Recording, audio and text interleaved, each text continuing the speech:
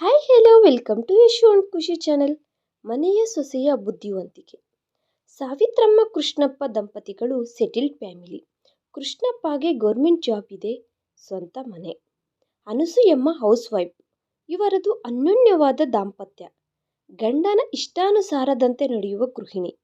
ಸಾವಿತ್ರಮ್ಮ ಆತ ಕಾಗೆ ಬೆಳ್ಳಗಿದೆ ಅಂದರೆ ಹೌದು ಬೆಳ್ಳಗಿದೆ ಅನ್ನುತ್ತಾಳೆ, ಕಾಗೆ ಕೊಪ್ಪಗಿದೆ ಅಂದರೆ ಕಪ್ಪಗಿದೆ ಅನ್ನುತ್ತಾಳೆ. ಅವರಿಬ್ಬರ ಸಂಸಾರದ ನೆನಪಾಗಿ ಇವರಿಗೆ ಇಬ್ಬರು ಹೆಣ್ಣು ಮಕ್ಕಳು ಹುಟ್ಟಿದ್ದಾರೆ. ದೊಡ್ಡ ಮಗಳ ಹೆಸರು ಸುಮಿತ್ರಾ, ಎರಡನೇ ಮಗಳ ಹೆಸರು ಜಾಹ್ನವಿ. ಇರುವುದರಲ್ಲೇ ಮಕ್ಕಳನ್ನು ಓದಿಸಬೇಕು, ಒಳ್ಳೆಯ ಸಂಬಂಧಗಳನ್ನು ನೋಡಿ ಮದುವೆಗಳು ಮಾಡಬೇಕು. ಎಲ್ಲದಕ್ಕಿಂತ ಮುಖ್ಯವಾದ ವಿಷಯ ಏನೆಂದರೆ ಕೃಷ್ಣಪ್ಪ ಸಾವಿತ್ರಮ್ಮರವರಿಗೆ ಕೆಲವು ನಿಯಮಗಳು, ನಿಬಂಧನೆಗಳು, ಹಾಗೆ ಕೆಲವು ಪದ್ಧತಿಗಳು, ಆಚಾರಗಳು ಜಾಸ್ತಿ. ಅದರಲ್ಲೂ ಮುಖ್ಯವಾದವು ಏನೆಂದರೆ ಹೆಣ್ಣು ಮಕ್ಕಳಾದರೂ ಗಂಡು ಮಕ್ಕಳಾದರೂ ಅವರ ಕುಲದವರನ್ನೇ ಮದುವೆ ಮಾಡಿಕೊಳ್ಳಬೇಕು. ಪ್ರೀತಿ ಪ್ರೇಮ ಅಂತಹವು ಇವರ ಮನೆಯಲ್ಲಿ ಇರಬಾರದು. ಮತ್ತೊಂದು ವಿಷಯ ಏನೆಂದರೆ ಮಕ್ಕಳ ಭವಿಷ್ಯದ ಬಗ್ಗೆ ಅವರು ಮೊದಲೇ ಅವರು ಏನು ಓದಬೇಕು, ಎಲ್ಲಿ ಓದಬೇಕು ಅನ್ನುವ ನಿರ್ಣಯಗಳು ತೆಗೆದುಕೊಳ್ಳುತ್ತಾರೆ. ಅವರ ಡ್ರೆಸ್ಸಿಂಗ್ ಹೇಗಿರಬೇಕು ಎಂಬುದರ ಬಗ್ಗೆ ಸಹ ಅವರೇ ಗಂಡ ಹೆಂಡತಿ ನಿರ್ಣಯಗಳು ತಂದೆ ತಾಯಿಯಾಗಿ. ಆ ನಂತರ ಅವರು ಮದುವೆ ಮಾಡಿಕೊಳ್ಳುವ ಹುಡುಗಿಯಾದರೂ ಹುಡುಗನಾದರೂ ಅವರಲ್ಲಿ ಇರಬೇಕಾದ ಕ್ವಾಲಿಟೀಸ್ ಮೊದಲು ಇವರಿಗೆ ಇಷ್ಟ ಆಗಬೇಕು, ಅವರ ಫ್ಯಾಮಿಲಿ ಇವರಿಗೆ ಇಷ್ಟ ಆಗಬೇಕು. ಹೀಗೆ ಎಲ್ಲ ವಿಷಯಗಳು ಚಿಕ್ಕವುಗಳಿಂದಲೇ ಮಕ್ಕಳಿಗೆ ಆಕಾಂಕ್ಷೆಗಳು ಅನ್ನಬೇಕು. ಇಲ್ಲದಿದ್ದರೆ ಇವರು ಕೊಟ್ಟ ಫ್ರೀಡಮ್ ಅನ್ನಬೇಕು. ಅವರ ದೃಷ್ಟಿಯಲ್ಲಿ ಅದು ಏನಾದರೂ ಆಗಲಿ, ಕೊನೆಗೆ ಮಕ್ಕಳನ್ನು ಮಾತ್ರ ಅವರ ಆಜ್ಞೆಯಲ್ಲಿ ಬೆಳೆಸಿಕೊಂಡು ಬರುತ್ತಿರುವ ತಂದೆ ತಾಯಿಯವರು. ಸಾವಿತ್ರಮ್ಮ ದೊಡ್ಡ ಮಗಳಿಗೆ ಎರಡನೇ ಮಗಳಿಗೆ ಬಂಗಾರ ಮಾಡಿಸುವ ಕೆಲಸದಲ್ಲಿ, ಕೃಷ್ಣಪ್ಪ ಒಂದು ಕಡೆ ಗೌರ್ಮೆಂಟ್ ಜಾಬ್ ಆದ್ದರಿಂದ ಲಂಚದ ಹಣವನ್ನು ಕೂಡಿಟ್ಟು ಪ್ರಾಪರ್ಟಿಗಳನ್ನು ತೆಗೆದುಕೊಳ್ಳುವ ಕೆಲಸದಲ್ಲಿ ಇದ್ದರು. ಇರುವ ಚಿರಾಸ್ತಿಗಳು ಇನ್ನೂ ರೇಟುಗಳು ಬೆಳೆಯುವ ವಿಧವಾಗಿ ಪ್ಲಾನಿಂಗ್ ಹೇಗೆ ಮಾಡಬೇಕು ಅನ್ನುವ ಕೆಲಸದಲ್ಲಿ ಮುಳುಗಿ ಹೋಗಿರುತ್ತಾರೆ ಗಂಡ ಹೆಂಡತಿ ಇಬ್ಬರು. ಓದಿಸದಿದ್ದರೆ ಯಾರು ಮಾಡಿಕೊಳ್ಳುತ್ತಾನೋ ಅನ್ನುವುದರಲ್ಲಿ ಮಕ್ಕಳಿಬ್ಬರಿಗೆ ಓದಿನ ಜೊತೆ ಕ್ಲಾಸಿಕಲ್ ಡ್ಯಾನ್ಸ್ ಮತ್ತು ಸಂಗೀತ ಸಹ ಕಲಿಸಿ ಅಡಿಗೆ ಮಾಡುವುದು, ಮನೆಯ ಕೆಲಸ, ಅಡಿಗೆ ಕೆಲಸ ಎಲ್ಲ ಕಲಿಸುತ್ತಿದ್ದರು. ಇಬ್ಬರ ಮಕ್ಕಳಿಗೂ ಇರುವ ವಯಸ್ಸಿನ ವ್ಯತ್ಯಾಸ 2 ವರ್ಷಗಳು ಅಷ್ಟೇ. ಸುಮಿತ್ರಾ ಜಾನಕಿಗಿಂತ 2 ವರ್ಷಗಳು ದೊಡ್ಡವಳು. ಕಾಲಚಕ್ರದ ಪ್ರವಾಹದಲ್ಲಿ ದಿನಗಳು ಕಳೆಯುತ್ತಾ ಒಂದು ಹೆಣ್ಣು ಮಗುವಿಗೆ ಸಂಪ್ರದಾಯಬದ್ಧವಾಗಿ ಪುಷ್ಪವತಿಯಾದ ಫಂಕ್ಷನ್ ಮಾಡುವುದು ಇವೆಲ್ಲ ಕಾಮನ್. ಮನೆಯಲ್ಲಿ ತಲೆ ಬಗ್ಗಿಸಿದರೆ ಸ್ಕೂಲಿನಲ್ಲಿ ತಲೆ ಎತ್ತುವುದು, ಇನ್ನು ಸ್ಕೂಲಿನಲ್ಲಿ ತಲೆ ಬಗ್ಗಿಸಿದರೆ ಮನೆಯಲ್ಲಿ ತಲೆ ಎತ್ತುವುದು. ರ್ಯಾಂಕಿಗೋಸ್ಕರ ಓದಬೇಕು, ಫಸ್ಟ್ ರ್ಯಾಂಕ್ ಬರಬೇಕು, ಇವರು ಕಟ್ಟುವ ಫೀಸಿಗೆ ಅವರು ನ್ಯಾಯ ಮಾಡಬೇಕು, ಇವರು ಬಡಿಸಿದ್ದೇ ತಿನ್ನಬೇಕು. ಹೀಗೆ ಮಕ್ಕಳನ್ನು ಬೆಳೆಸುತ್ತಾ ಬಂದರು. ಇಬ್ಬರಲ್ಲಿ ಸಹ ಸುಮಿತ್ರಾ ತುಂಬ ಸೆನ್ಸಿಟಿವ್, ಜಾಹ್ನವಿ ತುಂಬ ಸ್ಮಾರ್ಟ್. ಜಾಹ್ನವಿ ಎಂತಹುದೇ ಪ್ರಾಬ್ಲಮ್ ಆದರೂ ಸರಿ ತನ್ನ ಬುದ್ಧಿವಂತಿಕೆಯಿಂದ ಸಾಲ್ವ್ ಮಾಡಿಕೊಂಡು ಬರುವ ಬುದ್ಧಿವಂತಳು. ಸುಮಿತ್ರಾ ಪ್ರಾಬ್ಲಮ್ ಅಂದರೇನೆ ಮೊದಲೇ ಭಯಪಟ್ಟು ಪ್ಯಾನಿಕ್ ಆಗಿ ಹೋಗುತ್ತಾಳೆ. ಆ ಪ್ರಾಬ್ಲಮ್ ಒಳಗಡೆ ಹೋಗಬೇಕು ಅಂದರೇನೆ ಸುಮಿತ್ರಾಗೆ ಟೆನ್ಷನ್ ಬಂದು ಬಿಡುತ್ತದೆ. ಕೈಕಾಲುಗಳಿಗೆ ನಡಕ ಶುರುವಾಗುತ್ತದೆ. ಏನಾದರೂ ನೋಡಿ ಬಾ ಅಂದರೆ ಸುಟ್ಟಿಕೊಂಡು ಬರುವಂತಹ ಕೆಲಸಗಳು ಸುಮಿತ್ರೆಯಿಂದ ಆಗುವುದಿಲ್ಲ. ಮೊದಲಿನಿಂದಲೂ ಮೃದ ಸ್ವಭಾವದವಳು. ಕಾಲಚಕ್ರ ಪ್ರವಾಹದಲ್ಲಿ ಹೀಗೆ ದಿನಗಳು ಕಳೆಯುತ್ತಾ ಸುಮಿತ್ರಾ ಪಿಜಿಯನ್ನು ಕಂಪ್ಲೀಟ್ ಮಾಡಿದಳು. ಜಾಹ್ನವಿದು ಇಂಜಿನಿಯರ್ ಕಂಪ್ಲೀಟ್ ಆಗಿ ಪಿಜಿಗೆ ಹೋಗುತ್ತಿದ್ದಾಳೆ. ಅಷ್ಟರಲ್ಲಿ ಕೆಲವು ದಿನಗಳು ನಾನು ಜಾಬ್ ಮಾಡುತ್ತೇನೆ ಅಪ್ಪ ಎಂದು ಸುಮಿತ್ರಾ ಕೇಳಿದಳು. ಜಾಬ್ ಮಾಡುವುದು ಬೇಡ, ಏನೂ ಬೇಡ, ಇಲ್ಲಿಯ ತನಕ ನೀನನ್ನು ಓದಿಸಿದ್ದೆ. ಇಷ್ಟಕ್ಕೂ ಮೊದಲು ಹುಡುಗರು ಹುಡುಗಿಯರು ಜಸ್ಟ್ ಡಿಗ್ರಿ ಓದಿದರೇನೋ, ಇಲ್ಲದಿದ್ದರೆ ಹುಡುಗಿಯರು ಬಿಟೆಕ್ ಓದಿದರೇನೋ ಸಾಕು ಅಂದುಕೊಳ್ಳುವರು. ಈಗ ಹುಡುಗರು ಹುಡುಗಿಯರು ಸಹ ಪಿಜಿ ಓದಬೇಕು ಎಂದು ನೋಡುತ್ತಿದ್ದಾರೆ. ಆದ್ದರಿಂದಲೇ ನಿನ್ನನ್ನು ಇಲ್ಲಿಯ ತನಕ ಓದಿಸಿಕೊಂಡು ಬಂದೆವು. ಮದುವೆಯ ಬ್ರೋಕರ್ಗೆ ಹೇಳಿದ್ದೇವೆ ನಿನಗೆ ಮದುವೆ ಮಾಡಬೇಕು. ಇದು ನಮ್ಮ ನಿರ್ಣಯ, ಇದು ಫೈನಲ್ ಎಂದು ಹೇಳಿಬಿಟ್ಟರು ಅಮ್ಮ ಅಪ್ಪ. ಮದುವೆಯ ಬ್ರೋಕರ್ ಬಂದು ಕುಳಿತುಕೊಂಡರೆ ಆತನ ಹತ್ತಿರ ಸುಮಿತ್ರಾಳಿಗೆ ಕೊಡುವಂತಹ ಇನ್ನು ಊರಿನಲ್ಲಿ ಇರುವ ಜಮೀನು 10 ಎಕರೆ ಇಡುತ್ತೇವೆ ಎಂದು, ಇಲ್ಲಿ ಇರುವ 2 ಲ್ಯಾಂಡ್ಗಳು 50 ಲಕ್ಷ ಕ್ಯಾಶ್ ಕೊಡುತ್ತೇವೆ, ಹಾಗೆ 1 ಕೋಟಿ ರೂಪಾಯಿ ಬೆಲೆ ಬಾಳುವ ಒಂದು ಪ್ರಾಪರ್ಟಿಯನ್ನು ಹುಡುಗಿಯ ಹೆಸರಿನ ಮೇಲೆ ಬರೆಯುತ್ತೇವೆ. ಅದರ ಜೊತೆ ಹುಡುಗಿಗೆ 1 ಕೆಜಿ ಬಂಗಾರ, 10 ಕೆಜಿ ಬೆಳ್ಳಿ ಇಡುತ್ತೇವೆ. ಮದುವೆಯ ಖರ್ಚುಗಳು ಸಹ ನಮ್ಮವೇ. ಹುಡುಗನಿಗೆ ಬಂಗಾರ ಇಡುತ್ತೇವೆ. ಎಂಗೇಜ್ಮೆಂಟ್ ಖರ್ಚುಗಳು ಸಹ ನಮ್ಮವೇ. ಮದುವೆಯ ಬಟ್ಟೆಗಳು ಸಹ ನಾವೇ ತೆಗೆದುಕೊಳ್ಳುತ್ತೇವೆ. ನಮ್ಮ ಹುಡುಗಿಗೆ ಸಹ ಅವರು ಹೀಗೆ ಇಡಬೇಕಾಗುತ್ತದೆ ಎಂದು ಹೇಳಿ ಇವರು ಗೌರ್ಮೆಂಟ್ ಜಾಬ್ ಇರುವವರಾದರೆ ಒಳ್ಳೆಯದು ಅಂದುಕೊಳ್ಳುತ್ತಿದ್ದೇವೆ. ಇದರಿಗೆ ತಕ್ಕಂತೆ ಹುಡುಕಿ ಸಂಬಂಧಗಳನ್ನು ಎಂದು ಹೇಳಿದರು. ಸರಿ ಎಂದು ಮದುವೆಯ ಬ್ರೋಕರ್ ಸಂಬಂಧಗಳನ್ನು ಹುಡುಕಲು ಶುರು ಮಾಡಿದರೆ ಜಾಸ್ತಿ ಟೈಮ್ ಏನೂ ಹಿಡಿಯಲಿಲ್ಲ. ನೋಡುವುದಕ್ಕೆ ಸುಮಿತ್ರಾ ಜಾಹ್ನವಿ ತುಂಬ ಚೆನ್ನಾಗಿರುತ್ತಾರೆ. ಸುಮಿತ್ರಾಗಿಂತೂ ಜಾಹ್ನವಿ ಇನ್ನೂ ಚೆನ್ನಾಗಿರುತ್ತಾಳೆ. ಇನ್ನು ಅಕ್ಕ ತಂಗಿಯರಿಬ್ಬರು ಪಕ್ಕದಲ್ಲೇ ಹೋಗುತ್ತಿದ್ದರೆ ನಕ್ಷತ್ರ ಹುಣ್ಣಿಮೆ ಚಂದ್ರ ಪಕ್ಕದಲ್ಲಿ ನಡೆಯುತ್ತಿದ್ದಾವೆ ಎಂದು ನಗುತ್ತಿರುತ್ತಾರೆ. ನೆಂಟರು ಬಂಧುಗಳು ಅಷ್ಟು ಚೆನ್ನಾಗಿರುತ್ತಾರೆ ಆ ಹೆಣ್ಣು ಮಕ್ಕಳು ಇಬ್ಬರೂ ಸಹ. ಆದ್ದರಿಂದ ಅವರಿಗೆ ಒಂದು ಸಂಬಂಧ ಬಂದಿತು. ಹುಡುಗನ ಹೆಸರು ಧನುಷ್. ಆ ಮದುವೆ ಬ್ರೋಕರ್ ಕುಳಿತುಕೊಂಡು ಹೇಳಲು ಶುರು ಮಾಡಿದರು. ಹುಡುಗ ಗೌರ್ಮೆಂಟ್ ಜಾಬ್ ಮಾಡುತ್ತಿದ್ದಾನೆ. ಸ್ಯಾಲರಿ ಜಾಸ್ತಿ ಬರುತ್ತದೆ. ಮೇಲಿನ ಹಣ ಇನ್ನೂ ಜಾಸ್ತಿ ಬರುತ್ತದೆ. ಹುಡುಗನವರದು ಸೆಟಲ್ಡ್ ಫ್ಯಾಮಿಲಿ ಏನೂ ಅಲ್ಲ. ಅವರಿಗೆ ಸ್ಥಿರಾಸ್ತಿಗಳು ಏನೂ ಇಲ್ಲ. ಅವರ ತಂದೆ ಯಾವುದೋ ಒಂದು ಪ್ರೈವೇಟ್ ಜಾಬ್ ಮಾಡುತ್ತಾ ಹುಡುಗನನ್ನು ಚೆನ್ನಾಗಿ ಓದಿಸಿದ್ದಾರೆ. ಆ ಹುಡುಗನಿಗೆ ಒಬ್ಬ ಅಕ್ಕ ಇದ್ದಾಳೆ. ಇನ್ನು ಅವರ ತಂದೆ ತಾಯಿಯ ಕಡೆಯಿಂದ ಬಂದ ಆಸ್ತಿಪಾಸ್ತಿಗಳು ಅವರ ಅಮ್ಮನ ಸ್ತ್ರೀಧನವಾಗಿ ತಂದಿರುವುದು ಎಲ್ಲ ಅವರ ಅಕ್ಕ ಸರಿತಾಗೆ ಮದುವೆ ಮಾಡಿ ಅವರ ಅಕ್ಕನಿಗೆ ವರದಕ್ಷಿಣೆಯಾಗಿ ಕೊಟ್ಟು ಕಳುಹಿಸಿಬಿಟ್ಟಿದ್ದಾರೆ. ಅವರ ಅಕ್ಕನ ಗಂಡನದು ಒಂದು ಪ್ರೈವೇಟ್ ಜಾಬ್. ಅವರ ಅಕ್ಕನಿಗೆ 3 ಮಕ್ಕಳು ಸಹ ಮದುವೆಯಾಗಿ ಅವರ ಜವಾಬ್ದಾರಿ ಮುಗಿದು ಹೋಗಿದೆ. ಹುಡುಗನವರ ಅಮ್ಮನ ಹೆಸರು ಸರೋಜಾ. ಅವರ ಅಪ್ಪನ ಹೆಸರು ಸುಬ್ಬರೆಡ್ಡಿ. ಅವರ ತಂದೆ ಬಾಯಿಯಲ್ಲಿ ನಾಲಿಗೆ ಇಲ್ಲದ ಮನುಷ್ಯ. ತುಂಬ ಮೃದು ಸ್ವಭಾವ. ಇನ್ನು ಹುಡುಗನ ವಿಷಯಕ್ಕೆ ಬಂದರೆ ಚಿಕ್ಕಂದಿನಿಂದಲೇ ಅವರ ಅಮ್ಮನ ಸೆರಗು ಹಿಡಿದುಕೊಂಡು ಬೆಳೆದಿರುವ ಮಗ. ಅವರ ಅಮ್ಮ ಕುಳಿತುಕೋ ಅಂದರೆ ಕುಳಿತುಕೊಳ್ಳುತ್ತಾನೆ, ನಿಂತ್ಕೋ ಅಂದರೆ ನಿಂತುಕೊಳ್ಳುತ್ತಾನೆ, ತಿನ್ನು ಅಂದರೆ ತಿನ್ನುತ್ತಾನೆ, ಕುಡಿ ಅಂದರೆ ಕುಡಿಯುತ್ತಾನೆ. ಅವರ ಅಮ್ಮ ಗೌರ್ಮೆಂಟ್ ಜಾಬ್ ಪಡೆದುಕೋ ಅಂದಳು ಎಂದು ರಾತ್ರಿ ಹಗಲು ನಿದ್ದೆ ಮಾಡದೆ ಓದಿಕೊಂಡು ಗೌರ್ಮೆಂಟ್ ಜಾಬ್ ಸಂಪಾದಿಸಿದನು. ಈ ದಿನಕ್ಕೂ ಸಹ ತನ್ನ ಸ್ಯಾಲರಿಯನ್ನು ಅವರ ಅಮ್ಮನ ಕೈಗೆ ಕೊಡುತ್ತಾನೆ. ಮೇಲಿನ ಹಣ ಸಹ ಅವರ ತಾಯಿಗೆ ಕೊಡುವುದು ಬಿಟ್ಟರೆ ಕೆಟ್ಟ ಅಭ್ಯಾಸಗಳು ಇಲ್ಲ. ಹುಡುಗನಿಗೆ ಪ್ರೀತಿ ಪ್ರೇಮ ಎಂದು ಪಕ್ಕಕ್ಕೆ ನೋಡುವ ಅಭ್ಯಾಸಗಳು ಇಲ್ಲ. ಸಿಗರೇಟುಗಳು ಬೀಡಿಗಳು ಅಂತಹ ಅಭ್ಯಾಸಗಳು ಇಲ್ಲ. ನೀವು ಎನ್ಕ್ವೈರಿ ಮಾಡಿಕೊಂಡು ಹುಡುಗಿಯನ್ನು ನೋಡಲು ಏರ್ಪಾಟುಗಳು ಮಾಡು ಎಂದರೆ ಮಾಡುತ್ತೇನೆ ಎಂದು ಹೇಳಿದನು ಮದುವೆಯ ಬ್ರೋಕರ್. ಇನ್ನು ನಾವು ಆಲೋಚಿಸಿಕೊಂಡು ಮಾಡುತ್ತೇವೆ ಎಂದು ಸಾವಿತ್ರಮ್ಮ ಕೃಷ್ಣಪ್ಪ ಗುಸುಗುಸು ಎಂದು ಮಾತನಾಡಿಕೊಳ್ಳುತ್ತಿದ್ದರೆ ಅದರಲ್ಲಿ ಸುಮಿತ್ರಾಗೆ ಧನುಷ್ ತಾಯಿಯ ಸೆರಗಿನ ಮಗ ಅನ್ನುವ ಮಾತು ಇಷ್ಟ ಆಗಲಿಲ್ಲ. ಈ ಕಾಲದಲ್ಲಿ ಸಹ ಪ್ರತಿಯೊಂದಕ್ಕೂ ಮಮ್ಮ ಪಪ್ಪ ಅನ್ನುತ್ತಾ ಇರುವ ಹುಡುಗನನ್ನು ಮದುವೆ ಮಾಡಿಕೊಳ್ಳುವುದೇನು? ಪ್ರಪಂಚ ಎಲ್ಲ ಅಡ್ವಾನ್ಸ್ ಆಗಿ ಹೋಗುತ್ತಿದೆ. ಹೆಂಡತಿಗೆ ಸಹ ಒಂದು ಹೃದಯ ಇರುತ್ತದೆ. 25 ವರ್ಷಗಳು ಬೆಳೆಸಿದ ತಾಯಿಯ ಮೇಲೆ ಅಷ್ಟು ಪ್ರೀತಿ ಇದ್ದಾಗ 75 ವರ್ಷಗಳು ಜೊತೆಯಲ್ಲಿ ಇರುವ ಹೆಂಡತಿಯ ಮೇಲೆ ಎಷ್ಟು ಪ್ರೀತಿ ಇರಬೇಕು? ನಾಳೆ ಬೆಳಗ್ಗೆ ಹೆಂಡತಿಯ ಮೇಲೆ ಕೈ ಹಾಕಿ ಸಂಸಾರ ಮಾಡಿ ಮಕ್ಕಳನ್ನು ಹೆರಬೇಕಾದರೂ ಅವರ ಅಮ್ಮನನ್ನೇ ಕೇಳುತ್ತಾನಾ? ನಾಳೆ ಬೆಳಗ್ಗೆ ಅವರು ಆಕೆಯನ್ನು ಹೇಗೆ ರಿಸೀವ್ ಮಾಡಿಕೊಳ್ಳುತ್ತಾರೋ? ಅಡಿಗೆ ಕೆಲಸ, ಮನೆಯ ಕೆಲಸ, ಜಾಬನ್ನು ಮಾಡಿಸುತ್ತಾರಾ? ಟಾರ್ಚರ್ ಇಡುತ್ತಾರಾ? ಸ್ಯಾಲರಿ ಎಲ್ಲ ಎತ್ತಿಕೊಂಡು ಹೋಗಿ ಅವರ ಅಮ್ಮನಿಗೆ ಕೊಡುತ್ತಾನೆ ಎಂದು ಯಾರನ್ನು ಪ್ರೀತಿಸಲಿಲ್ಲ ಎಂದು ಗ್ರೇಟ್ ಎಂದಂತೆ ಹೇಳಿದನು ಮದುವೆಯ ಬ್ರೋಕರ್. ಅದೇನು, ಹೆಂಡತಿಗೆ ಅವಸರಗಳು ಇರುವುದಿಲ್ಲವಾ? ಹೆಂಡತಿಗೆ ಖರ್ಚುಗಳು ಇರುವುದಿಲ್ಲವಾ? ಮೇಲಿನ ಹಣ ಎಲ್ಲ ಅವರ ಅಮ್ಮನಿಗೆ ಕೊಟ್ಟರೆ ಮತ್ತೆ ಇನ್ನು ನಾಳೆ ಹೆಂಡತಿಗೆ ಏನು ಕೊಡುತ್ತಾನೆ? ಮಕ್ಕಳ ಫ್ಯೂಚರ್ ಬಗ್ಗೆ ಏನು ಆಲೋಚಿಸುತ್ತಾನೆ? ಅವರ ಅಕ್ಕನಿಗೆ ಮದುವೆಯಾಗಿ ಹೋಗಿದೆ ಎಂದು ಮದುವೆಯ ಬ್ರೋಕರ್ ಹೇಳುತ್ತಿದ್ದಾನೆ. 3 ಮಕ್ಕಳೆಂದು ಹೇಳುತ್ತಿದ್ದಾನೆ. ಈತನು ತಾಯಿಯ ಸೆರಗು ಹಿಡಿದುಕೊಂಡು ಇರುವ ಮಗ ಎಂದು ಹೇಳುತ್ತಿದ್ದಾನೆ. ಅವರ ತಂದೆ ಬಾಯಲ್ಲಿ ನಾಲಿಗೆ ಇಲ್ಲದ ಮನುಷ್ಯ ಎಂದು ಹೇಳುತ್ತಿದ್ದಾನೆ. ಇಂತಹವನನ್ನು ಮಾಡಿಕೊಂಡರೆ ಏನು ಸುಖ ಪಡುತ್ತಾಳೆ? ಅದು ಅಲ್ಲದೆ ಆತನದು ಸೆಟಲ್ಡ್ ಫ್ಯಾಮಿಲಿ ಸಹ ಅಲ್ಲ. ಹೆಣ್ಣು ಮಕ್ಕಳು ಇರುವ ಮನೆಯೊಳಗಡೆ ಹೋಗಬೇಕೆಂದರೇನೆ ಹೆಣ್ಣು ಮಕ್ಕಳು ಭಯ ಬೀಳುವ ದಿನಗಳು ಇವು. ಪ್ರತಿಯೊಬ್ಬನೂ ಸಹ ಯಾಕೆ ಹೀಗೆ ಇರುತ್ತಾರೆ? ಶಾರೀರಿಕ ಸುಖಗಳಿಗೋಸ್ಕರ ಪ್ರತಿಯೊಬ್ಬ ಗಂಡಸನಿಗೂ ಸಹ ಒಬ್ಬ ಹೆಣ್ಣು ಬೇಕು. ಆ ಸುಖವನ್ನು ಅಮ್ಮ ಕೊಡುವುದಿಲ್ಲ. ಆದ್ದರಿಂದ ರೂಮಿನಲ್ಲಿ ಪ್ರತಿಯೊಬ್ಬನೂ ಗಂಡಸನೇ. ರೂಮಿನಿಂದ ಹೊರಗಡೆ ಹೋದ ನಂತರ ಪ್ರತಿಯೊಬ್ಬನೂ ಸಹ ಮನೆಯಲ್ಲಿ ಅಮ್ಮ ಹೇಳಿದಂತೆ ಕೇಳಬೇಕು. ಸರಿದುಕೊಂಡು ಹೋದರೆ ಆಗುತ್ತದೆ ಅಲ್ವಾ? ಸರಿದುಕೊಂಡು ಹೋಗದಿದ್ದರೆ ಸಂಸಾರಗಳು ಇರುತ್ತಾವಾ ಎಂದು ಹೀಗೆ ಹೇಳುವರೆ.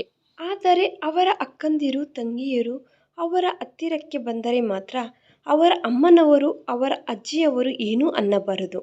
ಅವರ ಅಮ್ಮನನ್ನು ಅವರ ಸೋದರತ್ತೆ ಏನೂ ಅನ್ನಬಾರದು. ಅವರ ಅಕ್ಕಂದಿರನ್ನು ಅವರ ಅಕ್ಕನವರ ಹೆಣ್ಣು ಮಕ್ಕಳು ಏನೂ ಅನ್ನಬಾರದು, ಅತ್ತೆ ಮಾವನವರು ಏನೂ ಅನ್ನಬಾರದು. ಅದು ಅಲ್ಲದೆ ಹೊರಗಡೆಯವರ ವಿಷಯದಲ್ಲಿ ತೆಗೆದುಕೊಳ್ಳುವ ನಿರ್ಣಯಗಳು ಇವರವರ ವಿಷಯಗಳಲ್ಲಿ ತೆಗೆದುಕೊಳ್ಳುವುದಿಲ್ಲ. ನಾಳೆ ಬೆಳಗ್ಗೆ ಇವನು ಎಂತಹವನೋ ಏನೋ, ಕರ್ಮ, ಅಪ್ಪ ಅಮ್ಮನವರಿಗೆ ಹೇಳೋಣ ಎಂದು ಸುಮಿತ್ರಾ ಅಂದುಕೊಳ್ಳುವುದರ ಒಳಗೆ ಸಾವಿತ್ರಮ್ಮ ಕೃಷ್ಣಪ್ಪ ಸೇರಿ, ಹುಡುಗ ನಮ್ಮ ಕುಲದ ಹುಡುಗ, ಫೋಟೋದಲ್ಲಿ ನೋಡುವುದಕ್ಕೆ ಉದ್ದ ಅಗಲ ಚೆನ್ನಾಗಿದ್ದಾನೆ. ಇನ್ನು ನಮ್ಮ ಹುಡುಗಿಗಿಂತ ವಯಸ್ಸಿನಲ್ಲಿ ಮಹಾ ಅಂದರೆ 3 ವರ್ಷ ದೊಡ್ಡವನು ಅಷ್ಟೇ. ಹುಡುಗನವರ ಗೋತ್ರ ಸಹ ಒಳ್ಳೆಯ ಗೋತ್ರ. ಇನ್ನು ಗೌರ್ಮೆಂಟ್ ಜಾಬ್, ಮೇಲಿನ ಹಣ ಸಹ ಬರುತ್ತದೆ, ಸ್ಯಾಲರಿ ಸಹ ಚೆನ್ನಾಗಿ ಬರುತ್ತದೆ. ಪ್ರೀತಿ ಪ್ರೇಮ ಅನ್ನುವಂತಹ ಅಭ್ಯಾಸಗಳು ಇಲ್ಲ. ಇನ್ನು ಅಮ್ಮನ ಮಾತು ಕೇಳುವುದು ಅಂದರೆ ಒಳ್ಳೆಯ ಕೆಲಸನೇ ಅಲ್ವಾ. ಅತ್ತೆ ಮಾವನವರ ಜೊತೆ ಇರಬೇಕು ಎಂದರೆ ದೊಡ್ಡವರ ಜೊತೆ ಇದ್ದರೆ ಒಳ್ಳೆಯದೇ ಅಲ್ವಾ ಅದು ಎಂದು ಇವರೇ ಒಂದಕ್ಕೆ 100 ಮಾತನಾಡಿಕೊಂಡು, ಇನ್ನು ಮಗಳನ್ನು ಕೇಳುವುದು, ಮಗಳ ಒಪಿನಿಯನ್ ತಿಳಿದುಕೊಳ್ಳುವುದು, ಕನಿಷ್ಠ ನೀನು ಏನನ್ನುತ್ತೀಯಮ್ಮ ಅನ್ನುವ ಮಾತು ಅಂತಹವು ಏನೂ ಅವರ ಮನೆಯಲ್ಲಿ ಇರುವುದಿಲ್ಲ. ಆದ್ದರಿಂದ ಹುಡುಗಿಯನ್ನು ನೋಡಲು ಕರೆಯೋಣ ಎಂದು ಮದುವೆ ಬ್ರೋಕರ್ಗೆ ಫೋನ್ ಮಾಡಿದರು. ಅದೇನು ಅಪ್ಪ, ನನ್ನನ್ನು ಕೇಳುವುದಿಲ್ಲವಾ ಅಮ್ಮ ಅಂದರೆ, ನಿನಗೆ ಯಾವುದು ಒಳ್ಳೆಯದೋ ಯಾವುದು ಕೆಟ್ಟದ್ದೋ ನಮಗೆ ಗೊತ್ತಿಲ್ಲವಾ, ಬಾಯಿ ಮುಚ್ಚಿಕೋ ಅಂದುಬಿಟ್ಟರು. ಆನಂತರ ಅವರು ಹುಡುಗಿಯನ್ನು ನೋಡಲು ಬಂದರು. ಹುಡುಗಿಯನ್ನು ನೋಡಲು ಬಂದ ನಂತರ ಹುಡುಗಿ ಹುಡುಗ ಪಕ್ಕಕ್ಕೆ ಹೋಗಿ ಮಾತನಾಡಿಕೊಳ್ಳುವುದು ನಮ್ಮ ಮನೆಯ ಆಚಾರ ಇಲ್ಲ ಎಂದು ಧನುಷ್ ಕಾಪಿ ಕೊಟ್ಟ ಸುಮಿತ್ರಾ ಕಡೆಗೆ ಹಾಗೇ ನೋಡುತ್ತಾ ಕುಳಿತುಕೊಂಡಿದ್ದಾನೆ. ಸುಮಿತ್ರಾಗೆ ಎಷ್ಟು ಒಡವೆಗಳನ್ನು ಹಾಕಿದ್ದಾರೆ, ಸುಮಿತ್ರಾಗೆ ಎಷ್ಟು ಬೆಲೆಬಾಳುವ ಸೀರೆ ಉಡಿಸಿದ್ದಾರೆ ಎಂದು ಧನುಷ್ ಅವರ ಅಕ್ಕ ಸರಿತಾ ನೋಡುತ್ತಾ ಕುಳಿತುಕೊಂಡಿದ್ದಾಳೆ. ಸರಿತಾ ಕಾಲಿನ ಮೇಲೆ ಕಾಲು ಹಾಕಿಕೊಂಡು ಕುಳಿತುಕೊಂಡಿದ್ದರೆ, ಸರಿತಾ ಗಂಡ 3 ಮಕ್ಕಳನ್ನು ಮಡಿಲಲ್ಲಿ ಕುಳಿಸಿಕೊಂಡು ಕುಳಿತುಕೊಂಡಿದ್ದಾನೆ. ಸರೋಜ ಗಂಡಸರು ಕುಳಿತುಕೊಂಡಂತೆ ಸೋಫಾ ಮೇಲೆ ಹಿಂದಕ್ಕೆ ಒರಗಿಕೊಂಡು ಕಾಲ್ ಮೇಲೆ ಕಾಲು ಹಾಕಿಕೊಂಡು ಕುಳಿತುಕೊಂಡರೆ, ಗಂಡ ಪಕ್ಕದ ಸೋಫಾದಲ್ಲಿ ಒಂದು ಮೂಲೆಗೆ ಕುಳಿತುಕೊಂಡಿದ್ದಾನೆ. ಆನಂತರ ಇನ್ನೂ ನೀವು ಕೊಡುವ ವರದಕ್ಷಿಣೆ, ಕಾಣಿಕೆಗಳು, ನೀವು ಮಾತನಾಡಿದ ವಿಷಯಗಳು ಎಲ್ಲ ಅವರಿಗೆ ಇಷ್ಟನೇ ಅಮ್ಮ. ಹುಡುಗಿ ಇಷ್ಟ ಆದರೆ ಉಳಿದವು ನೋಡಿಕೊಳ್ಳಬಹುದು. ಮಗನನ್ನು ಇಷ್ಟ ಆದಳಾ ಇಲ್ಲವಾ ಎಂದು ಕೇಳುವ ಅಭ್ಯಾಸ ಅಲ್ಲಿ ಸರೋಜಾಗೆ ಸಹ ಇಲ್ಲ, ಇಲ್ಲಿ ಇವರಿಗೂ ಇಲ್ಲ. ಸುಮಿತ್ರಾ ಹಾಗೆ ಧನುಷ್ ಕಡೆ ನೋಡುತ್ತಿದ್ದರೆ, ಧನುಷ್ ಏನು ಮಾತನಾಡದೆ ಕುಳಿತುಕೊಂಡಿದ್ದಾನೆ. ಸರಿ ಸರಿ ಬಿಡು, ಏನಿದೆ ನೋಡುವುದಕ್ಕೆ, ಗೊಂಬೆ ಚೆನ್ನಾಗಿಯೇ ಇದೆ ಬಿಡು, ಉಳಿದ ವಿಷಯಗಳು ಮಾತನಾಡಿಕೊಳ್ಳೋಣ ಎಂದು ಹೇಳಿ ಒಳಗಡೆ ಕರೆದುಕೊಂಡು ಹೋಗುಮ್ಮ ನಿಮ್ಮ ಅಕ್ಕನನ್ನು ಅಂದುಬಿಟ್ಟಳು ಜಾಹ್ನವಿ ಹತ್ತಿರ ಸರೋಜ. ಒಳಗಡೆ ಹೋದ ಸುಮಿತ್ರಾ ಹಾಗೆ ಕುಳಿತುಕೊಂಡು ಆಲೋಚನೆಯಲ್ಲಿ ಬಿದ್ದಳು. ಅಮ್ಮ ಅಪ್ಪ ನನ್ನನ್ನು ಕರೆದು ಒಂದು ಮಾತಾದರೂ ಆ ಹುಡುಗ ನಿನಗೆ ಇಷ್ಟ ಆದನಾ ಎಂದು ಕೇಳುವುದಿಲ್ಲವಾ? ಒಂದು ಮಾತಂದರೆ ಬಾಯಿ ಮುಚ್ಚಿಕೊಳ್ಳುತ್ತೀಯ ನೀನು. ಕೆನ್ನೆಗೆ ಬಾರಿಸಿದರೆ ಹಲ್ಲುಗಳು ಉದುರಿ ಹೋಗುತ್ತವೆ. ನಾವು ನಿನಗೆ ಯಾವುದು ಒಳ್ಳೆಯದು ಯಾವುದು ಕೆಟ್ಟದ್ದು ನಮಗೆ ಎಲ್ಲ ಗೊತ್ತು. ಚಿಕ್ಕವಗಳಿಂದಲೂ ನೀನು ಯಾವ ಸ್ಕೂಲಿನಲ್ಲಿ ಓದಬೇಕು, ಯಾವ ಬಟ್ಟೆಗಳನ್ನು ಹಾಕಿಕೊಳ್ಳಬೇಕು, ಯಾವ ತಿಂಡಿ ತಿನ್ನಬೇಕು, ಯಾವ ಕಾಲೇಜಿನಲ್ಲಿ ಓದಬೇಕು, ಯಾವ ಕೋರ್ಸ್ ತೆಗೆದುಕೊಳ್ಳಬೇಕು, ನೀನು ಹೀಗೆ ಇರಬೇಕು, ನಾಳೆ ಅತ್ತೆ ಮನೆಗೆ ಹೋದ ನಂತರ ಇವೆಲ್ಲ ಕಲಿಸಿದ ನಮಗೆ ನಾಳೆ ಬೆಳಗ್ಗೆ ನಿಮಗೆ ಎಂಥವನನ್ನು ಕೊಟ್ಟು ಮಾಡಿದರೆ ನಿನ್ನ ಜೀವನ ಚೆನ್ನಾಗಿರುತ್ತದೆಯೋ ನಮಗೆ ಗೊತ್ತಿಲ್ಲವಾ ಅಂದುಬಿಟ್ಟರು. ಗೊತ್ತಿಲ್ಲ ಎಂದು ಮನಸ್ಸಿನಲ್ಲಿ ಅಂದುಕೊಂಡು ಹಾಗೆ ಕುಳಿತುಕೊಂಡಳು. ಆನಂತರ ಹೋಗಿ ವರದಕ್ಷಿಣೆ, ಕಾಣಿಕೆಗಳು ಅವು ಇವು ಮಾತನಾಡಿಕೊಳ್ಳುವುದು ಎಲ್ಲ ಆದ ನಂತರ ಅವರು ಹೊರಟು ಹೋದರು. ಅವರು ಹೊರಟು ಹೋದ ನಂತರ ಸುಮಿತ್ರಾಗೆ ಯಾಕೋ ಮನಸ್ಸಿನಲ್ಲಿ ಇಲ್ಲ, ಭಯ ಆಗಲು ಶುರುವಾಯಿತು. ಆನಂತರ ಎಂಗೇಜ್ಮೆಂಟ್ ಏರ್ಪಾಟುಗಳೆಂದು ಇವರು ಬಟ್ಟೆಗಳು ತೆಗೆದುಕೊಳ್ಳುವುದಕ್ಕೆ, ಬಂಗಾರ ತೆಗೆದುಕೊಳ್ಳುವುದಕ್ಕೆ ಹೋದರೆ ಅಲ್ಲಿ ಪಿಂಕ್ ಕಲರ್ ಸ್ಯಾರಿ ತೋರಿಸಿ ಅಂದಳು ಸುಮಿತ್ರಾ. ಅಂದರೆ ಪಿಂಕ್ ಕಲರ್ ಸ್ಯಾರೀಸ್ ಏನಮ್ಮ, ಆಗ ಕೆಂಪು ಬಣ್ಣ, ಗಿಳಿ ಹಸಿರು, ಅರಿಶಿನ ಬಣ್ಣದ ಅಂತಹ ಸೀರೆಗಳನ್ನು ಕಟ್ಟುತ್ತಿದ್ದೆವು ನೋಡಪ್ಪ, ಆ ಗ್ರೀನ್ ಕಲರ್ ಸೀರೆ ಕೊಡು ಎಂದು ಸರೋಜಾ ಪ್ರತಿ ವಿಷಯದಲ್ಲೂ ಮೂಗು ತೂರಿಸುತ್ತಿದ್ದರೆ, ಅದು ನನಗೆ ಇಷ್ಟ ಆಗಲಿಲ್ಲ ಅಂದರೆ ಹುಟ್ಟಿಕೋ, ಅದೇ ಇಷ್ಟ ಆಗಿಬಿಡುತ್ತದೆ, ಹುಟ್ಟಿಕೊಂಡ ನಂತರ ಅಡ್ಜಸ್ಟ್ ಆಗಿಬಿಟ್ಟರೆ ಅಭ್ಯಾಸ ಆಗಿಬಿಡುತ್ತದೆ ಅಂದರು. ಅಮ್ಮ ಮಗಳು ಹೀಗೆ ಪ್ರತಿ ವಿಷಯದಲ್ಲೂ ಅವರು ಮೂಗು ತೂರಿಸುವುದು ಸುಮಿತ್ರಾಗೆ ಬಾಧೆ ಅನಿಸಿತು. ಆನಂತರ ತೆಗೆದುಕೊಳ್ಳುವ ಹತ್ತಿರ ಸಹ ಇದು ಚೆನ್ನಾಗಿರುತ್ತದೆ ತೆಗೆದುಕೋ, ಅದು ಚೆನ್ನಾಗಿರುತ್ತದೆ ತೆಗೆದುಕೋ ಎಂದು ಅವರಿಗೆ ಇಷ್ಟವಾದ ದರಿದ್ರವಾದ ಮಾಡೆಲ್ ತೆಗೆದುಕೋ ಅಂದರು. ಅಮ್ಮ ಅಪ್ಪನವರು ಅವರಿಗೆ ಇಷ್ಟವಾದಂತೆ ಕೇಳು ಎಂದು ಅವರು ಒಂದು ಕಡೆ ಹೇಳಲು ಶುರು ಮಾಡಿದರು. ಜಾಹ್ನವಿ ಸೈಲೆಂಟ್ ಆಗಿ ಕುಳಿತುಕೊಂಡಿದ್ದಾಳೆ. ಅಂಥದ್ದರಲ್ಲಿ ಆಕೆಯೇ ಹೋಗಿ ಧನುಷ್ ಹತ್ತಿರ ಸ್ವಲ್ಪ ನೀವು ಹೇಳಬಹುದಲ್ವಾ, ಅವರು ಹೇಳಿದ ಆ ಸೀರೆಯ ಒಡವೆಗಳು ನನಗೆ ಇಷ್ಟ ಆಗಲಿಲ್ಲ. ನಾನು ಬೇರೆ ತೆಗೆದುಕೊಳ್ಳುತ್ತೇನೆ. ಈಗ ಏನಾಗಿದೆ? ಯಾಕೆ ಅನವಸರವಾದ ಜಗಳಗಳು? ಯಾವುದು ಹಾಕಿಕೊಂಡರೆ ಏನಾಗುತ್ತದೆ? ಯಾವುದು ಉಟ್ಟಿಕೊಂಡರೆ ಏನು? ಹೀಗೆ ಅಂದುಬಿಟ್ಟನು ಧನುಷ್. ಆದ್ದರಿಂದ ಸುಮಿತ್ರಾಗೆ ತುಂಬ ಬೇಸರ ಆಗಿ ಹೋಯಿತು ಮನಸ್ಸಿಗೆ. ಆನಂತರ ಎಂಗೇಜ್ಮೆಂಟ್ ನಡೆದು ಹೋಯಿತು. ಆನಂತರ ಮದುವೆಯ ಹುಡುಗ ಫೋನ್ ಮಾಡುವುದು, ಹುಡುಗನ ಜೊತೆ ಮಾತನಾಡುವುದು ಎಂದು ಅವರ ತಂದೆ ತಾಯಿ ಫೋನ್ ಕೊಟ್ಟು ಹೊರಗಡೆ ಹೋದರೆ ಧನುಷ್ ಮಾತನಾಡುವುದರಲ್ಲಿ 100ರಲ್ಲಿ 80% ಮಾತುಗಳು ಅವರ ಅಮ್ಮನ ಬಗ್ಗೆನೇ ಇರುತ್ತವೆ. 10% ಮಾತುಗಳು ಅವರ ಅಕ್ಕನ ಬಗ್ಗೆ ಇರುತ್ತವೆ. ಇನ್ನು 10% ಮಾತುಗಳು ರೊಮ್ಯಾಂಟಿಕ್ ಟಾಕ್ ಎಂದು ಮಾತನಾಡುತ್ತಾನೆ. ಮದುವೆಯಾದ ನಂತರ ನನಗೆ ನಿನ್ನ ಮೇಲೆ ತುಂಬ ಎಕ್ಸ್ಪೆಕ್ಟೇಷನ್ ಇದ್ದಾವೆ. ನೀನು ತುಂಬ ಅಂದವಾಗಿ ಇದ್ದೀಯಾ ಎಂದು ಹಗಲು ರಾತ್ರಿ ವ್ಯತ್ಯಾಸ ಇಲ್ಲದೆ ನಾವು ಕಳೆಯಬೇಕು. ನನಗೆ ಸ್ವಲ್ಪ ಹೆಂಡತಿಯ ಜೊತೆ ಹಾಗೆ ಇರುವುದು ತುಂಬ ಇಷ್ಟ ಎಂದು. ಈಗ ಅವನ್ನೆಲ್ಲ ಏನೆಂದರೆ ಈಗ ಆಕೆ ನಾಚಿಕೆ ಪಡಬೇಕಾ? ಈ ಮಾತುಗಳೆಲ್ಲ ಕೇಳಿ ಆ ಹುಡುಗಿಗೆ ಮಾತ್ರ ತುಂಬ ಅಸಹ್ಯ ಬೇಸರ ಅನಿಸುತ್ತಿತ್ತು. ಆ ಹುಡುಗಿಗೆ ಲೈಫ್ ಅಂದರೆ ಭಯ ಹಿಡಿದುಕೊಂಡಿತು. ಒಂದು ಕಡೆ ಇವರು ಮದುವೆಯ ಕೆಲಸಗಳು ಶುರು ಮಾಡಿದರು. ಆ ಹುಡುಗಿ ಮೆಹಂದಿ ಫಂಕ್ಷನ್ಗೆ ಯಾವ ಸೀರೆ ಉಟ್ಟಿಕೊಳ್ಳಬೇಕು, ಅರಿಶಿನ ಶಾಸ್ತ್ರಕ್ಕೆ ಯಾವ ಸೀರೆ ಉಟ್ಟಿಕೊಳ್ಳಬೇಕು, ಆ ಹುಡುಗಿ ರಿಸೆಪ್ಷನ್ನಲ್ಲಿ ಯಾವ ಸೀರೆ ಉಟ್ಟಿಕೊಳ್ಳಬೇಕು, ಮದುವೆಗೆ ಯಾವ ಸೀರೆ ಉಟ್ಟಿಕೊಳ್ಳಬೇಕು, ಫಸ್ಟ್ ನೈಟ್ಗೆ ಏನು ಹಾಕಿಕೊಳ್ಳಬೇಕು, ಇವೆಲ್ಲ ಸಹ ಸರೋಜಾ ಸರಿತಾ ಸೇರಿ ನಿರ್ಣಯಿಸುವುದು. ಇವರ ತಂದೆ ತಾಯಿ ಸರಿ ಅನ್ನುವುದು. ಯಾವ ಒಡವೆಗಳು ಹಾಕಿಕೊಳ್ಳಬೇಕು ಅವರು ನಿರ್ಣಯಿಸುವುದು. ತುಂಬ ಬೇಸರ ಆಗಿ ಅಸಹ್ಯ ಅನಿಸಿತು. ಭಯ ಸಹ ಅನಿಸಿತು. ಒಂದು ದಿನ ಒಬ್ಬಳೇ ಹಾಗೆ ಟೆರೆಸ್ ಮೇಲೆ ಕುಳಿತುಕೊಂಡರೆ ಜಾಹ್ನವಿ ಬಂದಳು. ಬಂದು ಏನಕ್ಕ ಆಲೋಚಿಸುತ್ತಿದ್ದೀಯಾ? ನಾಳೆ ಮದುವೆಯ ಲೈಫ್ ಬಗ್ಗೆ ಕನಸುಗಳು ಕಾಣುತ್ತಿದ್ದೀಯಾ ಅಂದರೆ ಈ ಕಡೆ ಬಾರೆ ಅನ್ನೋ ಅಷ್ಟರಲ್ಲಿ ಬಂದು ಪಕ್ಕದಲ್ಲಿ ಕುಳಿತುಕೊಂಡಳು ಜಾಹ್ನವಿ. ಒಂದು ಮಾತು ಕೇಳುತ್ತೇನೆ ಹೇಳು ಅಂದಳು. ಆಗ ಜಾಹ್ನವಿ ಹೇಳಕ್ಕ ಅಂದರೆ ನಾನು ಅಸಲು ನಿಮ್ಮ ಭಾವನನ್ನು ಮದುವೆ ಮಾಡಿಕೊಳ್ಳುವುದು ಕರೆಕ್ಟ್ ಅನ್ನುತ್ತೀಯಾ? ನಮ್ಮ ಫೇರ್ ಲೈಫ್ ಲಾಂಗ್ ಜೊತೆ ಇರುತ್ತೇವೆ ಅನ್ನುತ್ತೀಯಾ? ಈ ಡಿಸಿಷನ್ ಕರೆಕ್ಟ್ ಅನ್ನುತ್ತೀಯಾ ಅಂದರೆ ಅದೇನು ಮಾತು ಅಕ್ಕ, ಇನ್ನೊಂದು ವಾರದಲ್ಲಿ ಮದುವೆ ಇಟ್ಟುಕೊಂಡು ಇದೇನು ಹುಚ್ಚಿ ಆಲೋಚನೆ, ಒಂದು ಮಾತು ಹೇಳು ಅನ್ನುತ್ತೀಯಾ ಅಕ್ಕ? ಏನು ನಿನಗೆ ಹಾಗೆ ಅನಿಸಿದ ಕಾರಣ ಹೇಳು ಫಸ್ಟು ಎಂದು ಕೇಳಿದಳು ಜಾಹ್ನವಿ. ಕೇಳಿದರೆ ಏನೂ ಇಲ್ಲ, ಪ್ರತಿಯೊಂದಕ್ಕೂ ಅಮ್ಮ ಅನ್ನುತ್ತಾನೆ, ಅಮ್ಮನ ಸೆರಗನ್ನು ಹಿಡಿದುಕೊಂಡು ಸುತ್ತುವ ಮಗ ಅನ್ನುತ್ತಾರೆ. ಹೀಗೆ ಎಂಗೇಜ್ಮೆಂಟ್ನಲ್ಲಿ ಮದುವೆಯಲ್ಲಿ ಅವರು ಎಲ್ಲ ಡಿಸೈಡ್ ಮಾಡುತ್ತಿದ್ದರೆ ನಾಳೆ ಬೆಳಗ್ಗೆ ಲೈಫ್ ಹೇಗೆ ಇರುತ್ತದೆ ಹೀಗೆ ಮಾತನಾಡುತ್ತಿದ್ದಾನೆ. ನನಗೆ ಏನೋ ಭಯ ಆಗುತ್ತಿದೆ ಅಂದರೆ ಅಕ್ಕ ನಿನಗೆ ಒಂದು ವಿಷಯ ಹೇಳಲ್ಲ, 100ಕ್ಕೆ 90% ಗಂಡಸರು ಇಡಿಯಟ್ಗಳೇ. ಹೊರಗಡೆ ಹೆಂಗಸರೆಲ್ಲ ಸಂತೋಷವಾಗಿ ಇದ್ದಂತೆ ನಟಿಸುತ್ತಿದ್ದಾರೆ, ಸಂತೋಷವಾಗಿ ಇರುತ್ತಿಲ್ಲ.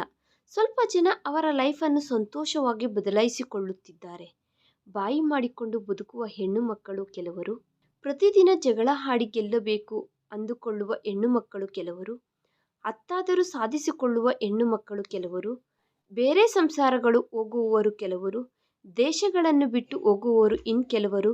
ನಿನಗೊಂದು ವಿಷಯ ಗೊತ್ತಾ? ಸೃಷ್ಟಿಯಲ್ಲಿ ಭಗವಂತನು ರಾಕ್ಷಸನನ್ನು ಪೂರ್ತಿಯಾಗಿ ನಾಶ ಮಾಡಿದರು, ಆದರೆ ಅತ್ತೆ ಸೊಸೆ ಅನ್ನುವ ಅವರ ಮಧ್ಯೆ ನಡೆಯುವ ಜಗಳವನ್ನು ಮಾತ್ರ ದೇವರು ಸಹ ತೆಗೆಯಲು ಆಗಲಿಲ್ಲ.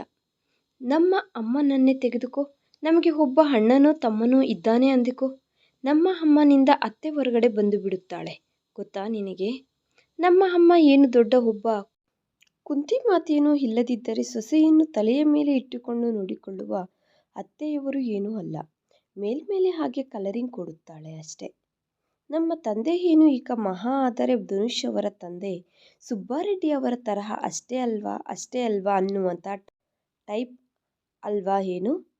ಮೇಲಕ್ಕೆ ಆಗಿ ಕಾಣಿಸುತ್ತಾನೆ ಅಷ್ಟೇ ಅಪ್ಪ. ಅಕ್ಕ ನಿನಗೊಂದು ವಿಷಯ ಹೇಳಲ್ಲ, ಧನುಷ್ ವಿಷಯದಲ್ಲಿ ಅಮ್ಮ ಅಪ್ಪ ನೋಡಿದ್ದು ಏನು ಗೊತ್ತಾ? ಅಸಲು ಹುಡುಗಿಯನ್ನು ನೋಡುವ ಶಾಸ್ತ್ರ ಏರ್ಪಾಟು ಮಾಡಿದ್ದು ನಿನಗೋಸ್ಕರ ಅಲ್ಲ, ಧನುಷನ್ನು ಅವರು ನೋಡುವುದಕ್ಕೋಸ್ಕರ ಏರ್ಪಾಟು ಮಾಡಿಕೊಂಡರು. ಆ ಹುಡುಗಿ ನೋಡುವ ಶಾಸ್ತ್ರದಲ್ಲಿ ಆತ ಉದ್ದ ಅಗಲ ನೋಡುವುದಕ್ಕೆ ಚೆನ್ನಾಗಿದ್ದಾನೆ. ಆತನಿಗೆ ಯಾರ ಜೊತೆಯೂ ಬ್ರೇಕಪ್ಗಳು ಇಲ್ಲ, ಗೌರ್ಮೆಂಟ್ ಜಾಬ್ ಇದೆ, ಒಳ್ಳೆ ಸ್ಯಾಲರಿ, ಮೇಲಿನ ಹಣ ಬರುತ್ತದೆ. ಇವರಿಗೆ ಅವರ ಫ್ಯಾಮಿಲಿ ಕರೆಕ್ಟ್ ಅಲ್ಲವಾ ಎಂದು ನೋಡಿಕೊಳ್ಳುವುದಕ್ಕೆ ಕರೆದರು. ಇವರಿಗೆ ಆ ವಿಷಯ ಇಷ್ಟ ಆಗಿದೆ, ಆದ್ದರಿಂದ ಓಕೆ ಮಾಡಿದರು. ನಮ್ಮ ಲೈಫ್ ಆತನ ಜೊತೆ ಆದರೆ ಚೆನ್ನಾಗಿರುತ್ತದೆ ಅನ್ನುವುದು ಅವರು ಡಿಸೈಡ್ ಮಾಡಿಬಿಟ್ಟಿದ್ದಾರೆ ಅಲ್ವಾ ಅಕ್ಕ? ಅದು ನಿನ್ನ ವಿಷಯ ಆದರೂ ನನ್ನ ವಿಷಯ ಆದರೂ. ಇನ್ನು ನಿನಗೊಂದು ವಿಷಯ ಹೇಳಲ್ಲ, ನಾನು ಕರೆಕ್ಟ್ ಎಂದು ನೀನು ಆಲೋಚಿಸಿಕೊಂಡರೆ ಧನುಷ್ ಎಲ್ಲರ ಗಂಡಸರ ತರಹನೇ. ಸ್ಪೆಷಲ್ ಏನಿದೆ? ನೀನು ಹುಡುಗಿಯ ನೋಡುವ ಶಸ್ತ್ರದಲ್ಲಿ ಬಗ್ಗಿಕೊಂಡು ಕಾಫಿ ಕೊಡುತ್ತಿದ್ದರೆ ನಿನ್ನ ಸೊಂಟದ ಕಡೆಗೆ ನೋಡುತ್ತಿದ್ದಾನೆ. ನೀನು ಆತನನ್ನು ಗಮನಿಸಲಿಲ್ಲ. ಆದರೆ ಇಬ್ಬರು ಪಕ್ಕಕ್ಕೆ ಹೋಗಿ ಮಾತನಾಡಿಕೊಳ್ಳಿ ಎಂದರೆ ಆತನು ನಿನ್ನ ತಲೆಯ ಪಾಪಿಡಿ ಬೊಟ್ಟಿಂದ ಹಿಡಿದು ನಿನ್ನ ಕಾಲಿಗೆ ಹಾಕಿದ ನೈಲ್ ಪಾಲಿಶ್ ತನಕ ನಿನ್ನ ಬಾಡಿ ಪಾರ್ಟ್ಗಳನ್ನು ಸ್ಕ್ಯಾನ್ ಮಾಡುತ್ತಲೇ ಇದ್ದಾನೆ. ಆತನಿಗೆ ತುಂಬ ಜಾಸ್ತಿ ಅಂದುಕೊಳ್ಳುತ್ತೇನೆ. ನಿನ್ನ ಲಿಪ್ಸ್ ಕಡೆಗೆ ಅದೇ ಕೆಲಸದ ಹಾಗೆ ನೋಡುತ್ತಿದ್ದಾನೆ. ನೀನು ಬ್ರೀತ್ ತೆಗೆದುಕೊಳ್ಳುತ್ತಿದ್ದರೆ ಅದೇ ಕೆಲಸದಂತೆ ನೋಡುತ್ತಿದ್ದಾನೆ.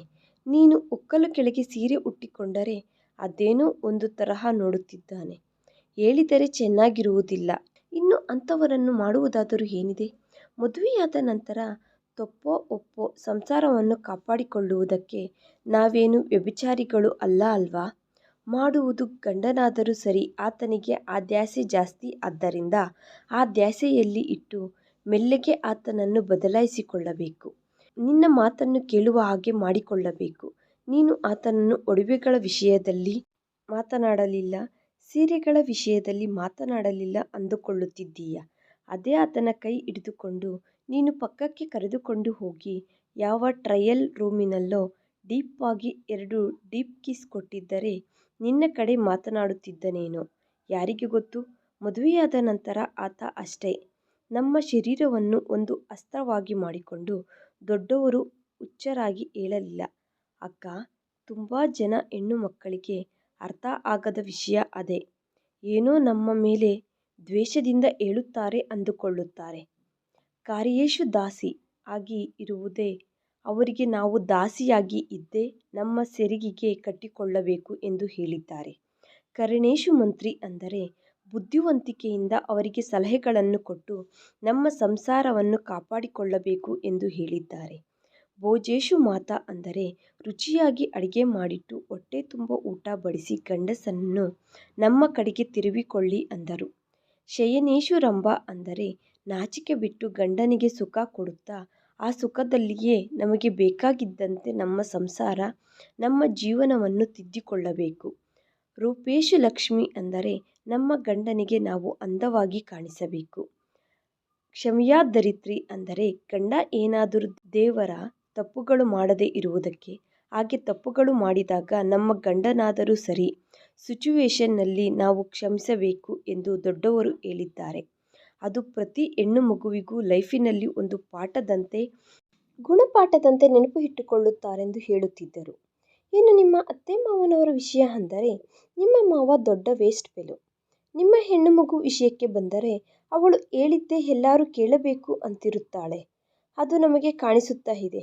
ಮದುವೆಯಾಗಿ ಅತ್ತೆಯವರ ಮನೆಗೆ ಹೊರಟು ಹೋಗಿದ್ದಾಳೆ. ಆದರೂ ಮಗಳ ಮೇಲೆ ನಿಮ್ಮ ಅತ್ತೆಗೆ ತುಂಬ ಲವ್ ಎಂದು ಕಾಣಿಸುತ್ತಲೇ ಇದೆ. ನಿಧಾನವಾಗಿ ಅವರಿಂದ ಧನುಷ್ಗೆ ಹೇಳಿಕೊಳ್ಳುವ ವಿಧಾನವಾಗಿ ಹೇಳಿಕೊಂಡು ಬೇರೆ ಮಾಡಿಕೊಂಡು ಹೋಗಬೇಕು.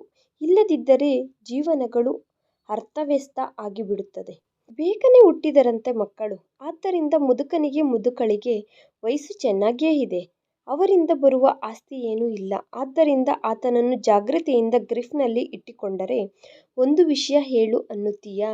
ನೋಡುವುದಕ್ಕೆ ಚೆನ್ನಾಗಿದ್ದಾನೆ. ಅದು ಅಲ್ಲದೆ ಲವ್ ಅಫೈರ್ಸ್, ಬ್ರೇಕಪ್ ಸಹ ಇಲ್ಲವಂತೆ. ಗೌರ್ಮೆಂಟ್ ಜಾಬ್, ಮೇಲಿನ ಹಣ ಸಹ ಬರುತ್ತದೆ. ಬೆಳೆಯುವ ಸ್ಯಾಲರಿ ಬಿಟ್ಟರೆ ಕಡಿಮೆಯಾಗುವ ಸ್ಯಾಲರಿ ಅಲ್ಲ. ಇನ್ನು ಆತನನ್ನು ಗ್ರಿಫ್ನಲ್ಲಿ ಇಟ್ಟುಕೊಂಡು ಹುಷಾರಾಗಿ ಸಂಸಾರ ನಡೆಸಿಕೊಂಡು ಹೋದರೆ ಲೈಫ್ ಚೆನ್ನಾಗಿಯೇ ಇರುತ್ತದೆ ಎಂದು ಹೇಳಿಬಿಟ್ಟಳು ಜಾಹ್ನವಿ. ಆನಂತರ ಹುಚ್ಚು ಹುಚ್ಚು ಆಲೋಚನೆಗಳು ಆಲೋಚಿಸಬೇಡ ಅಕ್ಕ. ಮನಸ್ಸು ಹಾಳು ಮಾಡಿಕೊಳ್ಳಬೇಡ. No one is perfect fair. ಲೈಫಿನಲ್ಲಿ ಪ್ರತಿಯೊಬ್ಬ ಹುಡುಗಿಯೂ ಎಲ್ಲ ವಿಧವಾಗಿ ಪರ್ಫೆಕ್ಟ್ ಆಗಿ ಇರುವ ಹುಡುಗರೇ ಬೇಕು ಅಂದುಕೊಳ್ಳುತ್ತಾಳೆ. ನಿನಗೊಂದು ವಿಷಯ ಗೊತ್ತಾ? ರಾಜರ ಕಾಲನೇ ವಾಸಿ. ಸ್ವಯಂವರ ಇಟ್ಟು ಇಂತಹ ರಾಜಕುಮಾರನಲ್ಲಿ ಇಂತಹ ಕ್ವಾಲಿಟೀಸ್ ಇವೆ, ಇಂತಹ ರಾಜಕುಮಾರರಲ್ಲಿ ಇಂತಹ ಕ್ವಾಲಿಟೀಸ್ ಇವೆ ಎಂದು ಹೇಳಿಕೊಳ್ಳುತ್ತಾ ಅವರಲ್ಲಿ ಇರುವ ಕ್ವಾಲಿಟೀಸ್ ಎಲ್ಲ ನಮಗೆ ತಿಳಿಸಿ ಆನಂತರ ಇಷ್ಟ ಆದರೆ ಹಾರ ಹಾಕುತ್ತಿದ್ದರು, ಇಷ್ಟ ಆಗದಿದ್ದರೆ ಹೋಗೋ ಅಪ್ಪ ಅಂದು ಬಿಡುತ್ತಿದ್ದರು. ಇನ್ನು ನಮ್ಮ ಅಪ್ಪ ಅಮ್ಮನಂತವರಿಗೆ, ಅವರಿಗೆ ಹುಟ್ಟಿದ ನಮಗೆ ಅಷ್ಟೊಂದು ಆಪ್ಷನ್ಸ್ ಇದ್ದಾವೆ ಅಂದುಕೊಳ್ಳುತ್ತಿದ್ದೀಯಾ? ಹುಚ್ಚಿ ನೀನು ಅಂದಳು ಜಾಹ್ನವಿ. ನಂತರ ನಾನು ಬರುತ್ತೇನೆ ನೀನು ಹೋಗು ಅಂದ ಮೇಲೆ ಕುಳಿತುಕೊಂಡು ಆಲೋಚಿಸಲು ಶುರು ಮಾಡಿದಳು ಸುಮಿತ್ರಾ. ಜಾಹ್ನವಿ ಹೇಳಿದಷ್ಟು ಸುಲಭವಾಗಿ ಆಕೆ ಲೈಫನ್ನು ಲೀಡ್ ಮಾಡುವುದಿಲ್ಲ. ಯಾಕೆಂದರೆ ಅಮ್ಮ 1ನೇ ತರಗತಿಯಲ್ಲಿ ಫಸ್ಟ್ ರ್ಯಾಂಕ್ ಬರಲಿಲ್ಲ ಎಂದು ಚೆನ್ನಾಗಿ ಹೊಡೆದು ಬರೆಗಳು ಇಟ್ಟಿದ್ದಳು. ಆನಂತರ 5th ಕ್ಲಾಸ್ ತನಕ ಫಸ್ಟ್ ರ್ಯಾಂಕ್ ಬರುವುದಕ್ಕೋಸ್ಕರ ಆಕೆ ಪಟ್ಟ ಕಷ್ಟಕ್ಕೆ ಆಕೆ ಹೆಲ್ತ್ ಅಪ್ಸೆಟ್ ಆಯಿತು. ಹಾಸ್ಪಿಟಲ್ನಲ್ಲಿ ಅಡ್ಮಿಟ್ ಆಗಿ ಪಾನಿಕ್ ಅಟ್ಯಾಕ್ಸ್ ಬಂದಿದ್ದವು. ತುಂಬ ಕಾಲದ ತನಕ ಜಾಹ್ನವಿ ಹಾಗೆ ಯಾವುದನ್ನಾದರೂ ಸರಿ ಮಾಡಿಕೊಂಡು ಬರುವ ಬುದ್ಧಿವಂತಿಕೆ ಇರುವ ಹುಡುಗಿಯಲ್ಲ. ಆಕೆ ಸೆನ್ಸಿಟಿವ್ ಪರ್ಸನ್. ನಾನೇನು ವ್ಯಭಿಚಾರಿಯಲ್ಲ. ಅವನಿಗೆ ಸುಖವನ್ನು ಕೊಡುತ್ತಾ, ಅವನು ಹೇಳಿದ್ದು ಮಾಡುತ್ತಾ, ಅವನ ಅಮ್ಮ ಹೊಡೆದರೆ ಹೊಡೆಸಿಕೊಂಡು, ಅವನ ಅಕ್ಕ ಬೈದರೆ ಬೈಸಿಕೊಂಡು ನಾನು ಸಂಸಾರವನ್ನು ಉಳಿಸಿಕೊಳ್ಳುವುದೆಂದರೆ? ಸಂಸಾರ ಅಂದರೆ ಏನಾದರೂ ವ್ಯಾಪಾರನಾ? ಈ ದಿನ ಅಲ್ಲದಿದ್ದರೆ ನಾಳೆಯಾದರೂ ಡೆವಲಪ್ ಆಗುತ್ತದೆ. ಈ ದಿನ ಅಲ್ಲದಿದ್ದರೆ ನಾಳೆಯಾದರೂ ಲಾಭಗಳು ಬರುತ್ತವೆ ಬಿಡು ಎಂದು ಹೇಳಿ ಅಂದುಕೊಳ್ಳುವುದಕ್ಕೆ. ಜೀವನದಲ್ಲಿ ಮನುಷ್ಯನಿಗೆ ಪ್ರಶಾಂತತೆ ಇರಬೇಕು, ಪ್ರೀತಿ ಇರಬೇಕು. ಕೇವಲ ಶರೀರವನ್ನು ಅರ್ಥ ಮಾಡಿಕೊಳ್ಳುವ ಒಬ್ಬ ಗಂಡಸಿನ ಜೊತೆ ಸಂಸಾರ ಮಾಡಿದರೆ ಸುಖವನ್ನು ಕೊಡುತ್ತಾ ಆ ಸುಖದಲ್ಲಿ ಇಟ್ಟು ಅವನನ್ನು ನಾವು ನಮ್ಮ ಸಂಸಾರವನ್ನು ತಿದ್ದಿಕೊಳ್ಳುತ್ತಾ ಹೋಗು ಅಂದರೆ ಅದು ನನ್ನಿಂದ ಆಗುವ ಕೆಲಸ ಅಲ್ಲ. ಅವರ ಅಮ್ಮ ಮಾತನಾಡುವ ಪದ್ಧತಿ, ವಿಧಾನ, ಅವರ ಅಕ್ಕ ಮಾತನಾಡುವ ಪದ್ಧತಿ ನನಗೆ ಇಷ್ಟ ಆಗಲಿಲ್ಲ. ಧನುಷ್ ಹಾಗೆ ಇರುವುದೇ ನನಗೆ ಇಷ್ಟ ಆಗಲಿಲ್ಲ. ನಾಳೆ ಬೆಳಗ್ಗೆ ಲೈಫ್ ಲಾಂಗ್ ಈ ನರಕ ನಾನು ಪಡುವುದು ಅಂದರೆ ನನ್ನಿಂದ ಆಗುವ ಕೆಲಸ ಅಲ್ಲ ಎಂದು ಹಾಗೆ ಆಲೋಚಿಸಿಕೊಳ್ಳುತ್ತಾ ಇದ್ದ ಸುಮಿತ್ರಾ ಆಲೋಚನೆಯಲ್ಲಿ ಸ್ವಲ್ಪ ಹೊತ್ತು ಕಾಲೇಜಿಗೆ ಹೊರಟು ಹೋಗಿ ಒಳ್ಳೆಯದೋ ಕೆಟ್ಟದ್ದೋ PG ಮುಗಿದು ಆಕೆ ಲಾಸ್ಟ್ ಡೇ ಬರುವಾಗ ಕೌಶಿಕ್ ಆಕೆಗೆ ಪ್ರಪೋಸ್ ಮಾಡಿದನು. ಪ್ರೀತಿನಾ ಎಂದು ಆಕೆ ಅಂದಳು. ಯಾಕೆ ನಾನು ನಿನ್ನನ್ನು ಪ್ರೀತಿಸಬಾರದಾ ಸುಮಿತ್ರಾ ಅಂದರೆ ಅಮ್ಮ ಅಪ್ಪ ಏನನ್ನುತ್ತಾರೆ ಕೌಶಿಕ್ ಅಂದಳು. 6 ವರ್ಷಗಳ ಪರಿಚಯ ನಮ್ಮಿಬ್ಬರದು. ನಿನಗೆ ತುಂಬ ಸರಿ ಹೇಳೋಣ ಅಂದುಕೊಂಡೆ. ನಿನ್ನ ಅಮಾಯಕತ್ವ, ನೀನು ಟೆನ್ಷನ್ ಬಿದ್ದು ನನ್ನನ್ನು ದೂರ ಇಡುತ್ತೀಯಾ? ಫ್ರೆಂಡ್ ಆಗಿ ಸಹ ನನ್ನ ಜೊತೆ ಮಾತನಾಡುವುದಿಲ್ಲವೇನು ಎಂದು ಇಷ್ಟು ಕಾಲ ನಾನು ನಿನಗೆ ಹೇಳಲಾಗಲಿಲ್ಲ. ನೀನು ನಮ್ಮ ಮನೆಗೆ ಸಹ ತುಂಬ ಸರಿ ಬಂದಿದ್ದೀಯ. ನಮ್ಮ ಅಪ್ಪ ಅಮ್ಮನಿಗೆ ಸಹ ನೀನೆಂದರೆ ಇಷ್ಟ. ನಿನ್ನನ್ನು ತುಂಬ ಸರಿ ನಮ್ಮಮ್ಮ ಕೇಳಿದಂತೆ ಸಹ ನಿನ್ನನ್ನು ನಮ್ಮ ಮನೆಯ ಸೊಸೆಯಾಗಿ ಬಾ ಎಂದು. ನಮ್ಮ ತಂದೆ ತಾಯಿಗೆ ನಾನು ಒಬ್ಬನೇ ಮಗ. ನಮ್ಮ ಫ್ಯಾಮಿಲಿ ಸೆಟಲ್ಡ್ ಫ್ಯಾಮಿಲಿ. ನನಗೆ ದೊಡ್ಡ MNC ಕಂಪನಿಯಲ್ಲಿ ಜಾಬ್ ಬಂದಿದೆ. ನಮ್ಮ ಡ್ಯಾಡಿ ಬಿಸ್ನೆಸ್ ಫೀಲ್ಡ್ನಲ್ಲಿಯೇ ಇದ್ದಾರೆ. ಇನ್ನು ರಿಯಲ್ ಎಸ್ಟೇಟ್ ಫೀಲ್ಡ್ನಲ್ಲಿ ನಾಳೆ ಬೆಳಗ್ಗೆ ನಾನು ಆ ಬಿಸ್ನೆಸ್ ಒಳಗಡೆ ಹೊರಟು ಹೋಗುತ್ತೇನೆ. 1 ಅಥವಾ 2 ವರ್ಷಗಳ ನಂತರ.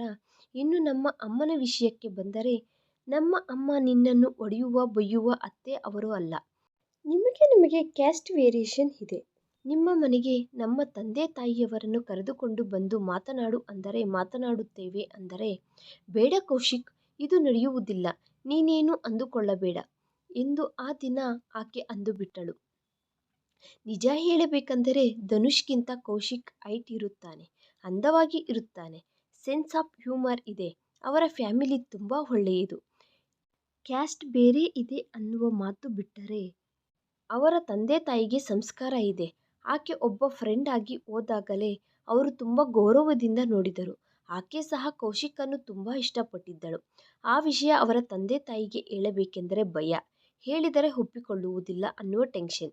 ಆದ್ದರಿಂದ ಮನಸ್ಸು ಸಾಯಿಸಿಕೊಂಡು ಈ ಮದುವೆಗೆ ಹೆಣ್ಣು ನೋಡುವ ಶಾಸ್ತ್ರಕ್ಕೆ ಆಕೆ ಒಪ್ಪಿಕೊಂಡಳು. ಆದರೆ ಇಂತಹ ಈಡಿಯೇಟನ್ನು ಮಾಡಿಕೊಂಡು ಲೈಫ್ ಲಾಂಗ್ ಆಕೆ ನರಕ ಅನುಭವಿಸಲಾಗುವುದಿಲ್ಲ. ಆದ್ದರಿಂದ ಆಲೋಚಿಸುತ್ತಾ ಕುಳಿತುಕೊಂಡಿದ್ದಾಳೆ. ಹಾಗೆ ಆಲೋಚಿಸಿ ನಿಜ ಹೇಳಬೇಕೆಂದರೆ ಕೌಶಿಕ್ ಜೊತೆ ಆಕೆಗೆ ಲೈಫ್ ಕಾಣಿಸುತ್ತಿದೆ. ಧನುಷ್ ಜೊತೆ ಆ ಲೈಫಿನಲ್ಲಿ ಕತ್ತಲೆ ಕಾಣಿಸುತ್ತಿದೆ. ಆಕೆ ಧನುಷ್ ಜೊತೆ ಲೈಫ್ ಲೀಡ್ ಮಾಡುವುದಿಲ್ಲ.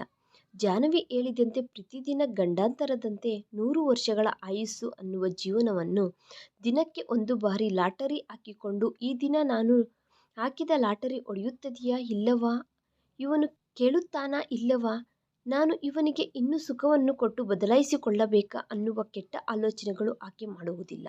ಹಾಗೆ ಮದುವೆಯ ದಿನ ಬಂದೇ ಬಿಟ್ಟಿತು. ಮದುವೆಯ ಹೆಣ್ಣನ್ನು ಮಾಡಿ ಕುಳಿಸಿದರು. ಸುಮಿತ್ರಾ ಆಲೋಚಿಸಿಕೊಂಡು ಕೌಶಿಕ್ಗೆ ಫೋನ್ ಮಾಡಿದಳು. ಕೌಶಿಕ್ ಆಕೆಗೆ ಮಾತನ್ನು ಕೊಟ್ಟನು. ನೀನು ನಿಮ್ಮ ತಂದೆ ತಾಯಿ ಒಪ್ಪಿಸಿಕೊಳ್ಳುವುದಿಲ್ಲ ಅನ್ನುವ ಹಾಗಿದ್ದರೆ ಬಂದು ಬಿಡು. ನಾನು ಮದುವೆ ಮಾಡಿಕೊಂಡು ನಿನ್ನನ್ನು ನನ್ನ ಹೃದಯದಲ್ಲಿ ಇಟ್ಟುಕೊಂಡು ನೋಡಿಕೊಳ್ಳುತ್ತೇನೆ. ನಮ್ಮ ತಂದೆ ತಾಯಿ ನಿನ್ನನ್ನು ಮಗಳಂತೆ ನೋಡಿಕೊಳ್ಳುತ್ತಾರೆ. ಕೊನೆಯ ದಿನ ಕೌಶಿಕ್ ಹೇಳಿದ ಮಾತುಗಳು ನೆನಪಾಗಿ ಫೋನ್ ಮಾಡಿದಳು. ಕೌಶಿಕ್ ಪ್ರಾಣ ಎದ್ದು ಬಂದಂತಾಗಿ ಫೋನ್ ರಿಸೀವ್ ಮಾಡಿದನು. ಫೋನ್ ರಿಸೀವ್ ಮಾಡಿದ ತಕ್ಷಣ, ಕೌಶಿಕ್, ನಿನಗೊಂದು ವಿಷಯ ಹೇಳಲಾ? ನಾನು ನಿನ್ನನ್ನು ಪ್ರೀತಿಸಿದೆ, ಇಷ್ಟಪಟ್ಟೆ. ಆ ವಿಷಯ ನಮ್ಮ ತಂದೆ ತಾಯಿಗೆ ಹೇಳಬೇಕೆಂದರೆ ಧೈರ್ಯ ಸಾಕಾಗಲಿಲ್ಲ. ನನ್ನ ಬಗ್ಗೆ ನಿನಗೆ ಚೆನ್ನಾಗಿ ಗೊತ್ತು. ಆದ್ದರಿಂದ ನಾನು ಈಗ ಈ ಮದುವೆಗೆ ಒಪ್ಪಿಕೊಳ್ಳಬೇಕಾಗಿ ಬಂದಿತು. ಮನಸ್ಸನ್ನು ಸಾಯಿಸಿಕೊಂಡು ಈತನನ್ನು ನಾನು ಮಾಡಿಕೊಳ್ಳಲಾಗುವುದಿಲ್ಲ. ಈತನ ಜೊತೆ ನನಗೆ ಲೈಫ್ ಕಾಣಿಸುತ್ತಿಲ್ಲ. ನನಗೆ ನೀನೇ ಬೇಕು ಅನಿಸುತ್ತಿದೆ. ನಾನು ಮನೆಯಿಂದ ಹೊರಗಡೆ ಬಂದು ಬಿಡೋಣ ಅಂದುಕೊಳ್ಳುತ್ತಿದ್ದೇನೆ. ನನ್ನನ್ನು ಮದುವೆ ಮಾಡಿಕೊಂಡು ಚೆನ್ನಾಗಿ ನೋಡಿಕೊಳ್ಳುತ್ತೀಯಾ ಎಂದು ಕೇಳಿದಳು ಸುಮಿತ್ರಾ. ನನ್ನ ಹೃದಯದಲ್ಲಿ ಇಟ್ಟುಕೊಂಡು ನೋಡಿಕೊಳ್ಳುತ್ತೇನೆ ಅಂದರೆ ನಾನೇ ಹೋಗಲಿ ನಮ್ಮ ತಂದೆ ತಾಯಿಯನ್ನು ಕರೆದುಕೊಂಡು ಬರಲಾ? ನೀನು ಬಂದರೂ ಇವರು ಮದುವೆ ನಿಲ್ಲಿಸುವುದಿಲ್ಲ. ಅದು ಬಿಟ್ಟು ನಿಮ್ಮನ್ನು ಅವಮಾನಿಸುತ್ತಾರೆ. ನನ್ನಿಂದ ನನ್ನ ಗಂಡನ ಮನೆಗೆ ಅವಮಾನ ಆಗುವುದು ನನಗೆ ಇಷ್ಟ ಇಲ್ಲ. ಅದು ಅಲ್ಲದೆ ನನ್ನನ್ನು ಒಡೆದು ಬಡಿದು ಆತನಿಗೆ ಕೊಟ್ಟು ಮದುವೆ ಮಾಡಿಬಿಡುತ್ತಾರೆ. ಅದು ಬಿಟ್ಟರೆ ನಿನಗೆ ಕೊಟ್ಟು ಮದುವೆ ಮಾಡುವುದಿಲ್ಲ.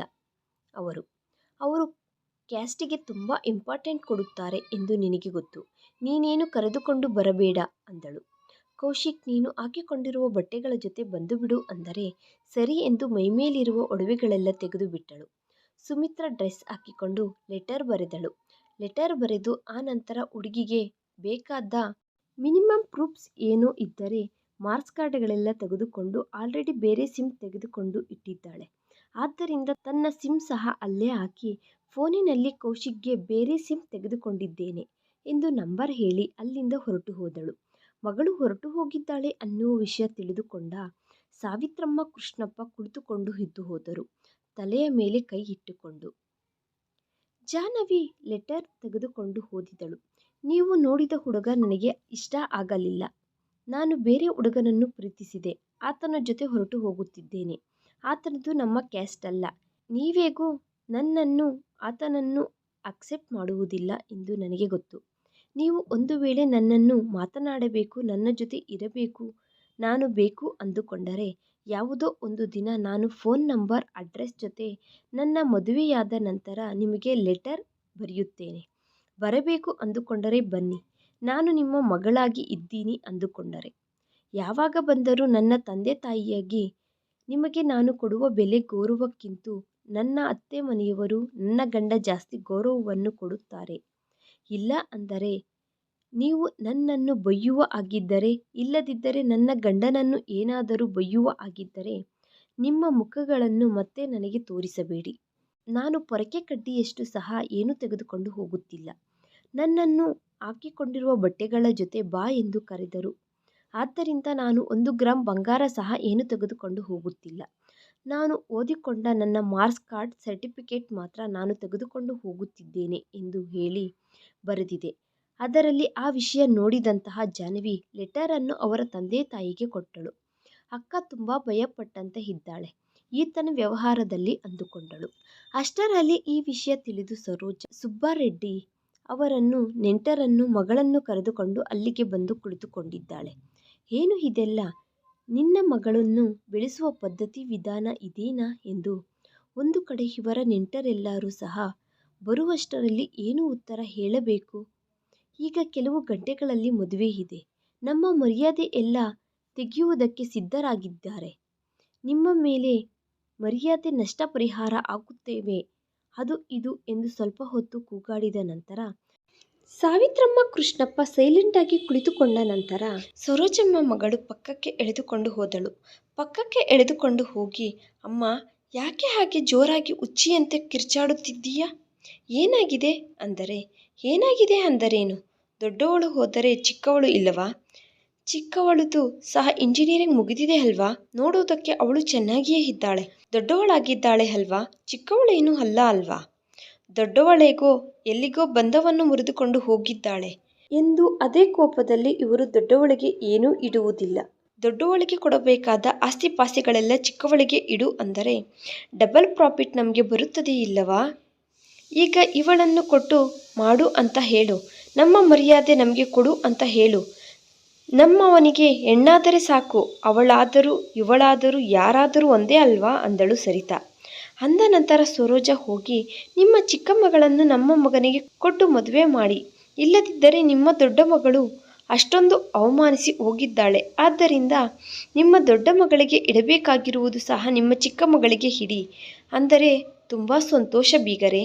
ನಮ್ಮ ಮರ್ಯಾದೆ ಸಹ ಹೋಗದಂತೆ ಒಳ್ಳೆಯ ಸಲಹೆ ಕೊಟ್ಟು ಕಾಪಾಡಿದ್ದೀರಿ.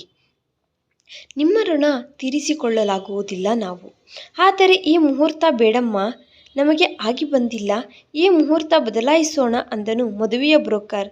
ಸರಿ ಎಂದು ಹೇಳಿ ಬಂದ ನೆಂಟರನ್ನು ಹಾಗೆ ಇಟ್ಟುಕೊಂಡು ಮರುದಿನ ಬೆಳಗ್ಗೆ ಮುಹೂರ್ತ ಫಿಕ್ಸ್ ಮಾಡಿದರು. ಆದರೆ ಜಾಹ್ನವಿಯನ್ನು ಮದುವೆ ಮಾಡಿಕೊಳ್ಳುತ್ತೀಯಾ ಎಂದು ಕೇಳಿದರೆ ಸರಿ ಎಂದು ಮಾಡಿಕೊಳ್ಳುತ್ತೇನೆ ಎಂದು ಹೇಳಿದ ನಂತರ ದೊಡ್ಡ ಮಗಳಿಗೆ ಇಡಬೇಕಾಗಿರುವುದೆಲ್ಲ ಸೇರಿ ಚಿಕ್ಕ ಮಗಳಿಗೆ ಇಡುತ್ತೇವೆ ಎಂದು ಒಪ್ಪಿಕೊಂಡರು.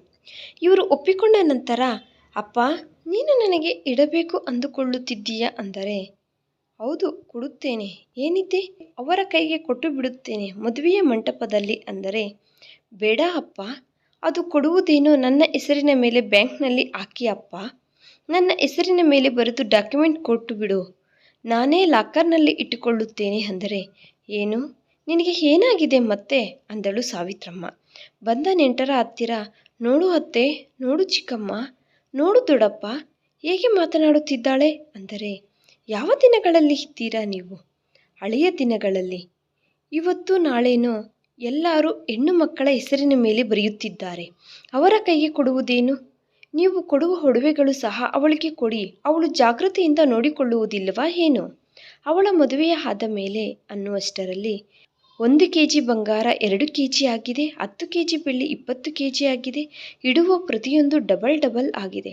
ನಾಳೆ ಬೆಳಗ್ಗೆಯಾದರೂ ಅಕ್ಕ ಬರುತ್ತಾಳೆ ಏನೋ ಅಪ್ಪ, ಅಕ್ಕನದು ಅಕ್ಕನಿಗೆ ಕೊಡು ಅಂದರೆ ಅವಳು ನಮ್ಮ ದೃಷ್ಟಿಯಲ್ಲಿ ಸತ್ತಿದ್ದಾಳೆ ಬಿಡು ಅಂದರೆ ಏನಾಗಿದೆ ಬಿಡು, ನಿನ್ನ ಹತ್ತಿರ ಇನ್ನೊಂದು ಮೂಟೆ ಚೆನ್ನಾಗಿಯೇ ಇದೆ ಅಲ್ವಾ, ಅದನ್ನು ಕೊಡಿಸಬಹುದು ಬಿಡು ಅಕ್ಕ ಬಂದ ಮೇಲೆ ಅಂದುಕೊಂಡಳು ಜಾಹ್ನವಿ. ಅಂದುಕೊಂಡ ನಂತರ ಜಾಹ್ನವಿಗೆ ಧನುಷ್ಗೆ ಮದುವೆ ಆಗಿ ಹೋಯಿತು. ಆ ವರದಕ್ಷಿಣೆಯ ಬಗ್ಗೆ ಅಂದರೆ ನಮ್ಮವನು ಎಲ್ಲ ನಮ್ಮ ಹುಡುಗಿಯ ಹೆಸರಿನ ಮೇಲೆ ಬರೆದು ನಾಳೆ ಪತ್ರಗಳನ್ನು ತಂದುಕೊಟ್ಟು ಬಿಡುತ್ತಾನೆ. ಬಂಗಾರ ಸಹ ನಮ್ಮ ಹುಡುಗಿಯ ಹೆಸರಿನ ಮೇಲೆ ಬ್ಯಾಂಕ್ ಅಕೌಂಟ್ ಇದೆ, ಲಾಕರಲ್ಲಿ ನಮ್ಮ ಮಗು ಇಟ್ಟುಕೊಳ್ಳುತ್ತಾಳೆ ಬಿಡು ಅನ್ನುವಷ್ಟರಲ್ಲಿ ಸರೋಜಾ ಮಗಳು ಶಾಕ್ ಆದರು. ದೊಡ್ಡ ಮಗಳು ವಿಷಯದಲ್ಲಿ ಇಷ್ಟು ಬುದ್ಧಿ ಇಲ್ಲದ ಇವರಿಗೆ ಎರಡನೇ ಮಗಳ ಹತ್ತಿರಕ್ಕೆ ಬರುವಷ್ಟರಲ್ಲಿ ಇವರಿಗೆ ಇಷ್ಟು ಬುದ್ಧಿ ಇವರಿಗೆ ಬಂದಿದೆ ಏನೇ ಅಂದುಕೊಂಡರು ಅಮ್ಮ ಮಗಳು. ಆ ನಂತರ ಜಾಹ್ನವಿ ಸೊಸೆಯಾಗಿ ಆ ಮನೆಯಲ್ಲಿ ಹೆಜ್ಜೆ ಇಟ್ಟಳು. ಸತ್ಯನಾರಾಯಣ ಸ್ವಾಮಿ ವ್ರತ ಮಾಡಿದರು. ಇವರು ಕೊಡಬೇಕಾಗಿರುವೆಲ್ಲ ಕೊಟ್ಟು ಬಿಟ್ಟರು. ಒಡವೆಗಳನ್ನು ಎತ್ತಿಕೊಂಡು ಹೋಗಿ ಲಾಕರ್ನಲ್ಲಿ ಇಟ್ಟು ಒಂದು ಚೈನ್ ಮಾತ್ರ ತನ್ನ ಕತ್ತಿನಲ್ಲಿ ಇಟ್ಟುಕೊಂಡು ತನ್ನ ಕೈಗಳಿಗೆ ಗಾಜಿನ ಬಳೆಗಳನ್ನು ಹಾಕಿಕೊಂಡು ಕಿವಿಗಳಿಗೆ 2 ಗ್ರಾಂ ಬಂಗಾರದ ಓಲೆಗಳನ್ನು ಇಟ್ಟುಕೊಂಡು ಸಿಂಪಲ್ ಆಗಿ ಕಾಲಿಗೆ ಬೆಳ್ಳಿ ಗೆಜ್ಜೆಗಳು ಮೆಟ್ಟಿಲುಗಳು ಇಟ್ಟುಕೊಂಡಳು. ನಾನು ಎತ್ತಿಡುತ್ತಿದ್ದೆ ಬಂಗಾರ ಅಂದರೆ ಪರವಾಗಿಲ್ಲ ಬಿಡು ಅತ್ತೆ ಅವರೇ, ಎಲ್ಲಿದ್ದರೆ ಏನಿದೆ, ಲಾಕರಲ್ಲಿ ಇಟ್ಟರೆ ಮಾತ್ರ ನನಗೆ ಬೇಕಾದಾಗ ತಂದು ಹಾಕಿಕೊಂಡು ನಿಮ್ಮ ಕಣ್ಣುಗಳಿಗೆ ಅಂದವಾಗಿ ಕಾಣಿಸುವುದಿಲ್ಲವೋ ಏನೋ ಅಂದಳು ಜಾಹ್ನವಿ. ಆಗ ಸರೋಜಾ 10 ಜನಗಳಲ್ಲಿ ಆ ಹುಡುಗಿ ಆ ಮಾತು ಅನ್ನುವಷ್ಟರಲ್ಲಿ ಏನೂ ಅನ್ನಲಾಗಲಿಲ್ಲ. ಆದರೆ ಧನುಷ್ಗೆ ಜಾಹ್ನವಿಗೆ ಫಸ್ಟ್ ನೈಟ್ ತಯಾರಿ ಮಾಡಿ ರೂಮಿನೊಳಗಡೆ ಕಳುಹಿಸಿದರು. ಕಳಿಸಿದ ನಂತರ ನಿಮ್ಮಕ್ಕ ನನ್ನನ್ನು ಹಾಗೆ ಮೋಸ ಮಾಡಿ ಇರಬಾರದಾಗಿತ್ತು ಅಂದರೆ ನನ್ನ ತವರು ಮೈಯ ಮೇಲೆ ಹೇಳಿಕೊಂಡು ನಿನ್ನ ಹತ್ತಿರ ಯಾಕೆ ಕಡಿಮೆ ಆಗುತ್ತೀನಿ ಈಗ ಕಣೋ. ನೆನ್ನೆ ಅಲ್ಲದೆ ಮೊನ್ನೆ ನೀನು ನನ್ನ ಜೀವನದೊಳಗಡೆ ಬಂದರೂ ನಮ್ಮ ಅಕ್ಕನ ಜೀವನದೊಳಗಡೆ ಬಂದರೂ ಅವಳು ನಾನು ಒಂದೇ ತಾಯಿಯ ಹೊಟ್ಟೆಯಲ್ಲಿ ಹುಟ್ಟಿ ಬೆಳೆದವರು ನಾವು. ನಮ್ಮ ಅಕ್ಕ ಎಷ್ಟು ಒಳ್ಳೆಯವಳು ನನಗೆ ಚೆನ್ನಾಗಿ ಗೊತ್ತು. ನಿನ್ನ ಕೈಲಾಗತನಕ್ಕೆ ನಿಮ್ಮ ಅಮ್ಮನ ಸ್ಯಾಡಿಸಮ್ಗೆ ನೀನು ನಿಮ್ಮ ತಂದೆ ಕೆಲಸಕ್ಕೆ ಬಾರದ ಇಡಿಯಟ್ಗಳು ಆಗಿದ್ದರಿಂದ ನಿಮ್ಮ ಅಕ್ಕ ಗಂಡಸಂತೆ ಮಾತನಾಡುವುದು ನೋಡಿ ಮೊದಲೇ ಸೆನ್ಸಿಟಿವ್ ಪರ್ಸನ್ ಆದ್ದರಿಂದ ಹುಚ್ಚಿ ಭಯಪಟ್ಟು ಹೊರಟು ಹೋಗಿದ್ದಾಳೆ ಅಂದುಕೊಂಡು. ಹಾಗೆ ಯಾಕೆ ಅಂದುಕೊಳ್ಳುತ್ತಿದ್ದೀರಾ ನೀವು? ನಿಮಗೆ ವಿವರವಾಗಿ ಒಂದು ವಿಷಯ ಹೇಳಬೇಕು ಅಂದುಕೊಳ್ಳುತ್ತಿದ್ದೇನೆ. ನಮ್ಮ ಅಕ್ಕ ತುಂಬ ಒಳ್ಳೆಯವಳು. ನೀವು ಅಂದವಾಗಿ ಇರುತ್ತೀರಾ, ಚೆನ್ನಾಗಿ ಓದಿಕೊಂಡಿದ್ದೀರಾ, ಒಳ್ಳೆ ಜಾಬ್ನಲ್ಲಿ ಇದ್ದೀರಾ, ತುಂಬ ಒಳ್ಳೆಯವರು. ಆಕೆ ಆಲ್ರೆಡಿ ಒಬ್ಬ ಹುಡುಗನನ್ನು ಪ್ರೀತಿಸಿದ್ದಳು. ಆ ಹುಡುಗನನ್ನು ಮನಸ್ಸಿನಲ್ಲಿ ಇಟ್ಟುಕೊಂಡು ನಿಮ್ಮ ಜೊತೆ ಅವಳು ಸಂಸಾರ ಮಾಡಿದರೆ ಅದು ಕರೆಕ್ಟ್ ಅನ್ನುತ್ತೀರಾ? ಆಕೆ ಒಬ್ಬರಿಗೆ ಮನಸ್ಸು ಒಬ್ಬರಿಗೆ ದೇಹ ಕೊಡಬಹುದು ಅನ್ನುತ್ತೀರಾ? ಅದು ಪದ್ಧತಿ ಅನ್ನುತ್ತೀರಾ? ನಿಮ್ಮ ಬಗ್ಗೆ ಆಲೋಚಿಸಿ ನಮ್ಮ ಅಕ್ಕ ಹಾಗೆ ಹೊರಟು ಹೋಗಿದ್ದಾಳೆ. ನಿಮ್ಮ ಮರ್ಯಾದೆ ತೆಗೆಯಬೇಕು ಅಂದುಕೊಂಡರೆ ನಿಮ್ಮ ಜೊತೆ ಅವಳು ಒಂದು ಕಡೆ ಸಂಸಾರ ಮಾಡುತ್ತಾ ಇನ್ನೊಂದು ಕಡೆ ಆತನ ಜೊತೆ ಎಫ್ಐಆರ್ ಇಟ್ಟುಕೊಂಡರೆ ನೀವು ಏನು ಮಾಡುತ್ತಿದ್ದೀರಿ? ನಮ್ಮ ಅಕ್ಕ ಅಂಥವಳು ಆಗದೇ ಇದ್ದಾಗ ನೀವು ಅವಳ ಉನ್ನತವಾದ ವ್ಯಕ್ತಿತ್ವವನ್ನು ಗುರುತಿಸಿ ನೀವು ಆಕೆಯನ್ನು ಅಪ್ರಿಷಿಯೇಟ್ ಮಾಡಬೇಕು. ನಿನ್ನ ಅಕ್ಕ ತಂಗಿಯರೇ ಇಂತಹ ಡಿಸಿಷನ್ ತೆಗೆದುಕೊಂಡರೆ ನೀವು ಅರ್ಥ ಮಾಡಿಕೊಳ್ಳುವುದಿಲ್ಲವೇ? ಹಾಗೆ ಮಾತನಾಡುತ್ತೀರಾ? ಏನು, ನಾನು ಅಂದವಾಗಿ ಇಲ್ಲವಾ? ನಾನು ಓದಿಕೊಂಡಿದ್ದೇನೆ ರೀ. ನಾನು ನಿಮ್ಮನ್ನು ಇಷ್ಟಪಟ್ಟು ಮದುವೆ ಮಾಡಿಕೊಂಡೆ. ನಾನು ಒಳ್ಳೆಯವಳೇ ರೀ ಅನ್ನುವಷ್ಟರಲ್ಲಿ ಧನುಷ್ ಏನೂ ಮಾತನಾಡಲಿಲ್ಲ. ಫಸ್ಟ್ನೇಟ್ ದಿನ ಮೈ ಮೇಲೆ ಕೈ ಹಾಕುವುದಿಲ್ಲವೇನು? ಅಕ್ಕನನ್ನು ನಿಜವಾಗಿಯೂ ಇಷ್ಟಪಟ್ಟನೇನು ಅಂದುಕೊಂಡರೆ ತುಂಬ ಇಷ್ಟದಿಂದ ತುಂಬ ಕೋರಿಕೆಗಳಿಂದ ಇಂಟಿಮೇಟ್ ಆದನು ಧನುಷ್. ಜಾಹ್ನವಿ, ನಿನ್ನ ಬಗ್ಗೆ ನನಗೆ ಮೊದಲೇ ಗೊತ್ತು. ನಿನಗೆ ಬೇಕಾಗಿರುವುದು ಏನೂ ಸಹ ನನಗೆ ಗೊತ್ತು ಬಿಡು ಅಂದುಕೊಂಡಳು. ಆ ನಂತರ ಹನಿಮೂನ್ಗೆ ಹೋದಾಗ ನಾನು ಜಾಬ್ಗೆ ಹೋಗಲಾ ಎಂದು ಕೇಳಿದಳು. ಸರಿ ಹೋಗು ಅಂದನು. ಮನೆಗೆ ಬಂದ ನಂತರ ಆ ಹುಡುಗಿ ಒಂದು ವಿಷಯವನ್ನು ಗಮನಿಸಿದಳು. ಆ ಮನೆಯ ಹೆಣ್ಣು ಮಗುವಿಗೆ ಮದುವೆ ಆಗಿದೆ ಅನ್ನುವ ಮಾತು ಬಿಟ್ಟರೆ ಆ ಹೆಣ್ಣು ಮಗು ತಿಂಗಳಲ್ಲಿ 28 ದಿನಗಳು ಇಲ್ಲೇ ಇರುತ್ತಾಳೆ. ಇನ್ನು ಪ್ರತಿದಿನ ಸಹ ಧನುಷ್ಗೆ ಮೇಲಿನ ಹಣ ಚೆನ್ನಾಗಿ ಬರುತ್ತದೆ. ತೆಗೆದುಕೊಂಡು ಬಂದ ತಕ್ಷಣ ಸರೋಜ ಬಾಗಿಲಲ್ಲಿಯೇ ತೆಗೆದುಕೊಂಡು ಅವುಗಳನ್ನು ಕಲೆಕ್ಟ್ ಮಾಡಿಕೊಳ್ಳುತ್ತಾಳೆ. ಇನ್ನು ಅದರ ಜೊತೆ ಸ್ಯಾಲರಿ ಬಂದ ತಕ್ಷಣ ಹಾಗೆ ಸ್ಯಾಲರಿ ತೆಗೆದುಕೊಂಡು ಅಮ್ಮ ಮಗಳು ಜಲ್ಸಾ ಮಾಡುತ್ತಾರೆ. ಜಾಹ್ನವಿ ಜಾಬ್ಗೆ ಹೋಗುತ್ತೇನೆ ಎಂದು ಜಾಬ್ಗೆ ಹೋದರೆ ಜಾಹ್ನವಿ ಸ್ಯಾಲರಿ ಸಹ ತೆಗೆದುಕೊಳ್ಳುತ್ತಿದ್ದಾಳೆ. ಅದನ್ನು ಧನುಷ್ ನೋಡಿ ಸಹ ಏನೂ ಮಾತನಾಡಲಿಲ್ಲ. ಜಾಹ್ನವಿ ಗಮನಿಸಲು ಶುರು ಮಾಡಿದಳು. ರೂಮಿನಲ್ಲಿ ತುಂಬ ಆಕ್ಟಿವ್ ಆಗಿ ಇರುತ್ತಾನೆ ಧನುಷ್. ಹೊರಗಡೆ ಬರುವಷ್ಟರಲ್ಲಿ ಅಮ್ಮನ ಹತ್ತಿರ ಬಾಯಿ ಬಿಡುವುದಿಲ್ಲ. ಜಾಹ್ನವಿ ಸುತ್ತಮುತ್ತಲು ಇರುವವರ ಜೊತೆ ಚೆನ್ನಾಗಿದ್ದು ತರಕಾರಿ ತೆಗೆದುಕೊಳ್ಳುವಾಗ, ಮನೆ ಬಾಗಿಲು ತೊಳೆದು ರಂಗೋಲಿ ಹಾಕುವಾಗ, ದೇವಸ್ಥಾನಕ್ಕೆ ಹೋಗಿ ಬರುವಾಗ ಸುತ್ತಮುತ್ತಲು ಇರುವ ಆಂಟಿಗಳ ಜೊತೆ, ಅಕ್ಕಂದಿರ ಜೊತೆ, ಅತ್ತಿಗೆಯರ ಜೊತೆ, ಅಣ್ಣಂದಿರ ಜೊತೆ ಚೆನ್ನಾಗಿ ಪರಿಚಯ ಮಾಡಿಕೊಂಡಳು. ಆದ್ದರಿಂದ ಎಷ್ಟು ಒಳ್ಳೆಯ ಸೊಸೆಯಮ್ಮ, ದೇವತೆಯಂತಹ ಬಂಗಾರದಂತಹ ಸೊಸೆ, ಅಮಾಯಕಳು, ಬಾಯಲ್ಲಿ ಬೆರಳು ಇಟ್ಟಿದ್ದರೆ ಕಚ್ಚಲು ಬರುವುದಿಲ್ಲವೆಂದು ಅಂದುಕೊಳ್ಳುತ್ತಿದ್ದಾರೆ. ಸುತ್ತಮುತ್ತಲಿನವರ ಬಲವನ್ನೇ ಆಕೆಗೆ ಅನುಗುಣವಾಗಿ ಬದಲಾಯಿಸಿಕೊಂಡಳು. ಆ ನಂತರ ಅವರ ಅತ್ತೆ ಒಂದು ದಿನ ಜಾಹ್ನವಿಯನ್ನು ಮನೆಯ ಕೆಲಸ, ಅಡಿಗೆ ಕೆಲಸ ಯಾರು ಮಾಡುತ್ತಾರೆ? ಕೆಲಸಕ್ಕೆ ಬರದವಳೇ, ಆ ಜಾಬ್ಗೆ ಹೋಗುತ್ತಿದ್ದೀಯಾ? ಆ ಜಾಬನ್ನು ಬಿಟ್ಟು ಬಿಡು ಅನ್ನುವಷ್ಟರಲ್ಲಿ ಜಾಹ್ನವಿ ಹಾಗೆ ನಿಂತುಕೊಂಡು ಸರಿ ಅತ್ತೆ ಅಂದಳು. ನೀನು ಕಿರುಚಿಕೊಂಡಂತೆ ನಾನು ಕಿರುಚಿಕೊಂಡರೆ ಹೇಗೆ? 10 ಜನಗಳಿಗೆ ನಿನ್ನ ಕೂಗಿನ ಜೊತೆ ನನ್ನ ಕೂಗು ಸಹ ಕೇಳಿಸುವುದಿಲ್ಲ ಅನ್ನುವಷ್ಟರಲ್ಲಿ ಧನುಷ್, ಬಾಧೆ ಪಡುತ್ತಿದ್ದೀಯಾ ಜಾಹ್ನವಿ? ಯಾವುದಕ್ಕೆ ರೇ ಬಾಧೆ ಪಡುವುದು? ನಾನು ನಮ್ಮ ಕುಟುಂಬ ಚೆನ್ನಾಗಿರಬೇಕೆಂದು ಅಲ್ವಾ ಜಾಬ್ಗೆ ಹೋಗಬೇಕು ಅಂದುಕೊಂಡೆ. ಅತ್ತೆ ಬೇಡ ಅನ್ನುತ್ತಿದ್ದಾರೆ ಅಂದರೆ ಆಲೋಚಿಸಿ ಹೇಳಿರುತ್ತಾರೆ ಅಲ್ವಾ ಅಂದಳು. ಪರವಾಗಿಲ್ಲ, ನಾನು ಮನೆಯ ಕೆಲಸ, ಅಡಿಗೆಯ ಕೆಲಸ ಮಾಡುತ್ತೇನೆ, ಏನಿದೆ? ನಮ್ಮ ಮನೆಯಲ್ಲಿ ನಾವು ಮಾಡಿಕೊಂಡರೆ ನಾಮೋಶಿನಾ ಅಂದುಬಿಟ್ಟಳು. ಒಂದು ದಿನ ಇಬ್ಬರು ಕ್ಲೋಸ್ ಆಗಿ ಇದ್ದಾಗ ಆ ಟೈಮಿನಲ್ಲಿ ಈ ದಿನ ಒಂದು ವರ್ಷ ನಡೆಯಿತು ಗೊತ್ತಾ? ತುಂಬ ಆಸೆಯಾಯಿತು, ತಿನ್ನಬೇಕು ಅನಿಸಿಬಿಟ್ಟಿತು. ನೇರಳೆ ಹಣ್ಣುಗಳು ಬಂದಿದ್ದವು. ಬರುವಷ್ಟರಲ್ಲಿ ಒಂದು 50 ರೂಪಾಯಿಗೆ ಕೊಡು ಅಂದರೆ ಅತ್ತೆ ಹೋಗು ಎಂದು ಕಳುಹಿಸಿಬಿಟ್ಟರು. ಏನೋ ಅದೇ ನಮ್ಮ ಹತ್ತಿರ 1 ರೂಪಾಯಿ ಇದ್ದಿದ್ದರೆ ತೆಗೆದುಕೊಳ್ಳುತ್ತಿದ್ದೆವು ಅಲ್ವಾ ಅನ್ನುವಷ್ಟರಲ್ಲಿ ಧನುಷ್ಗೆ ಆ ಮಾತು ಚುಚ್ಚಿದಂತೆ ಅನಿಸಿತು. ಬಾಧೆ ಪಡುತ್ತಿದ್ದೀಯಾ ಅಂದರೆ ಅಂತಹುದೇನೂ ಇಲ್ಲ. ಏನಾಗುತ್ತದೆ? ಒಂದು ಹೊತ್ತು ತಿನ್ನದಿದ್ದರೆ ಸತ್ತು ಹೋಗುತ್ತೀವಾ ಏನು ಅಂದುಬಿಟ್ಟರೆ ಯಾವತ್ತೂ ಇಲ್ಲದ್ದು ಧನುಷ್. ಆನಂತರ ಮೆಲ್ಲಗೆ ಆಫೀಸ್ನಿಂದ ಬರುತ್ತಾ ಜಾಹ್ನವಿ ಕೇಳಿದಳೆಂದು ಆಫೀಸ್ ಹತ್ತಿರದಿಂದ ಜಾಹ್ನವಿಗೆ ಫೋನ್ ಮಾಡಿ ಏನು ಇಷ್ಟನೋ ತಿಳಿದುಕೊಂಡು ಅವುಗಳನ್ನು ತೆಗೆದುಕೊಂಡು ಆಫೀಸ್ ಬ್ಯಾಗಿನಲ್ಲಿ ಫೈಲ್ಸ್ಗಳ ಮಧ್ಯೆ ಇಟ್ಟುಕೊಂಡು ತೆಗೆದುಕೊಂಡು ಬಂದು ಜಾಹ್ನವಿಗೆ ಬೆಡ್ರೂಮಿನಲ್ಲಿ ತಂದುಕೊಟ್ಟು ಅಮ್ಮನಿಗೆ ಅಕ್ಕನಿಗೆ ಕಾಣಿಸದಂತೆ ತಿನ್ನು, ಬಾಗಿಲಿನ ಎದುರುಗಡೆ ಇದ್ದಾರೆ ಎಂದು ಹೇಳಿದರು. ಆ ನಂತರ ಒಂದು ದಿನ ಹಳೆಯ ಬಟ್ಟೆಗಳನ್ನು ಹಾಕಿಕೊಂಡು ತಿರುಗುತ್ತಿದ್ದರೆ ಬಟ್ಟೆಗಳು ಇಲ್ಲದಂತೆ ಏನು ಜಾಹ್ನವಿ ಅದು ಅಂದನು. ಆಗ ಜಾಹ್ನವಿ, ನನ್ನ ಸ್ಯಾರೀಸ್ ಎಲ್ಲ ಚೆನ್ನಾಗಿದ್ದಾವೆ ಎಂದು ಮದುವೆಗೆ ತೆಗೆದುಕೊಂಡ ಸ್ಯಾರೀಸ್ ಎಲ್ಲ ಅತ್ತಿಗೆ ತೆಗೆದುಕೊಂಡಿದ್ದಾಳೆ. ಪರವಾಗಿಲ್ಲ ಬಿಡು, ಏನಾಗಿದೆ, ಯಾರು ಹುಟ್ಟಿಕೊಂಡರೆ ಯಾವುದೋ ಹಾಕಿಕೊಂಡರೆ ಏನಿದೆ, ಅದಕ್ಕೆ ನಾನು ಹೀಗೆ ಅನ್ನುವಷ್ಟರಲ್ಲಿ ಆತನಿಗೆ ಬಾಧೆ ಅನಿಸಿ ಹೆಂಡತಿಗೆ ಕೆಲವು ಸೀರೆಗಳನ್ನು ತೆಗೆದುಕೊಂಡು ಬಂದು ಆ ಸೀರೆಗಳನ್ನು ನೀನು ಇವನ್ನು ಜಾಗೃತಿಯಿಂದ ಯಾರಿಗೂ ಕಾಣಿಸದಂತೆ ನಮ್ಮ ಬೆಡ್ ಕೆಳಗಡೆ ಕಬೋರ್ಡ್ ಇದೆ ಅಲ್ವಾ, ಅಲ್ಲಿ ನನ್ನ ಫೈಲ್ಸ್ ಇರುತ್ತವೆ, ಅದರಲ್ಲಿ ಒಂದು ಬ್ಯಾಗಲ್ಲಿ ಇಟ್ಟು ಲಾಕ್ ಮಾಡಿ ಇಟ್ಟುಕೋ ಎಂದು ಹೇಳಿದನು.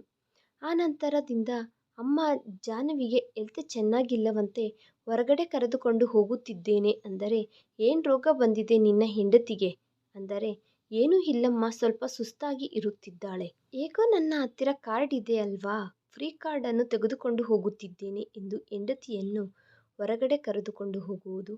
ಇನ್ನು ಥಿಯೇಟರ್ನಲ್ಲಿ ಮುತ್ತುಗಳನ್ನು ಇಟ್ಟುಕೊಳ್ಳುವುದು, ರೊಮ್ಯಾನ್ಸ್ ಮಾಡಿಕೊಳ್ಳುವುದು, ಒಂದೇ ಕೂಲ್ ಡ್ರಿಂಕ್ಸ್ನಲ್ಲಿ 2 ಸ್ಟ್ರಾಗಳನ್ನು ಹಾಕಿಕೊಂಡು ಕುಡಿಯುವುದು, ಹೆಂಡತಿಯನ್ನು ಕರೆದುಕೊಂಡು ಮತ್ತೆ ಡಾಕ್ಟರ್ ಬಾ ಎಂದು ಹೇಳಿದ್ದಾರೆಂದು ಹೇಳಿ ರೆಸ್ಟೋರೆಂಟ್ಗಳಿಗೆ ಕರೆದುಕೊಂಡು ಹೋಗಿ ಬೇಕಾಗಿರುವ ಫುಡ್ಗಳನ್ನು ತಿನ್ನುತ್ತಿದ್ದರು. ತುಂಬ ಡ್ರೀಮ್ಸ್ ಇದ್ದಾವೆ ಕಣೋ ನಿನಗೆ ಅಂದುಕೊಂಡಳು ಜಾಹ್ನವಿ.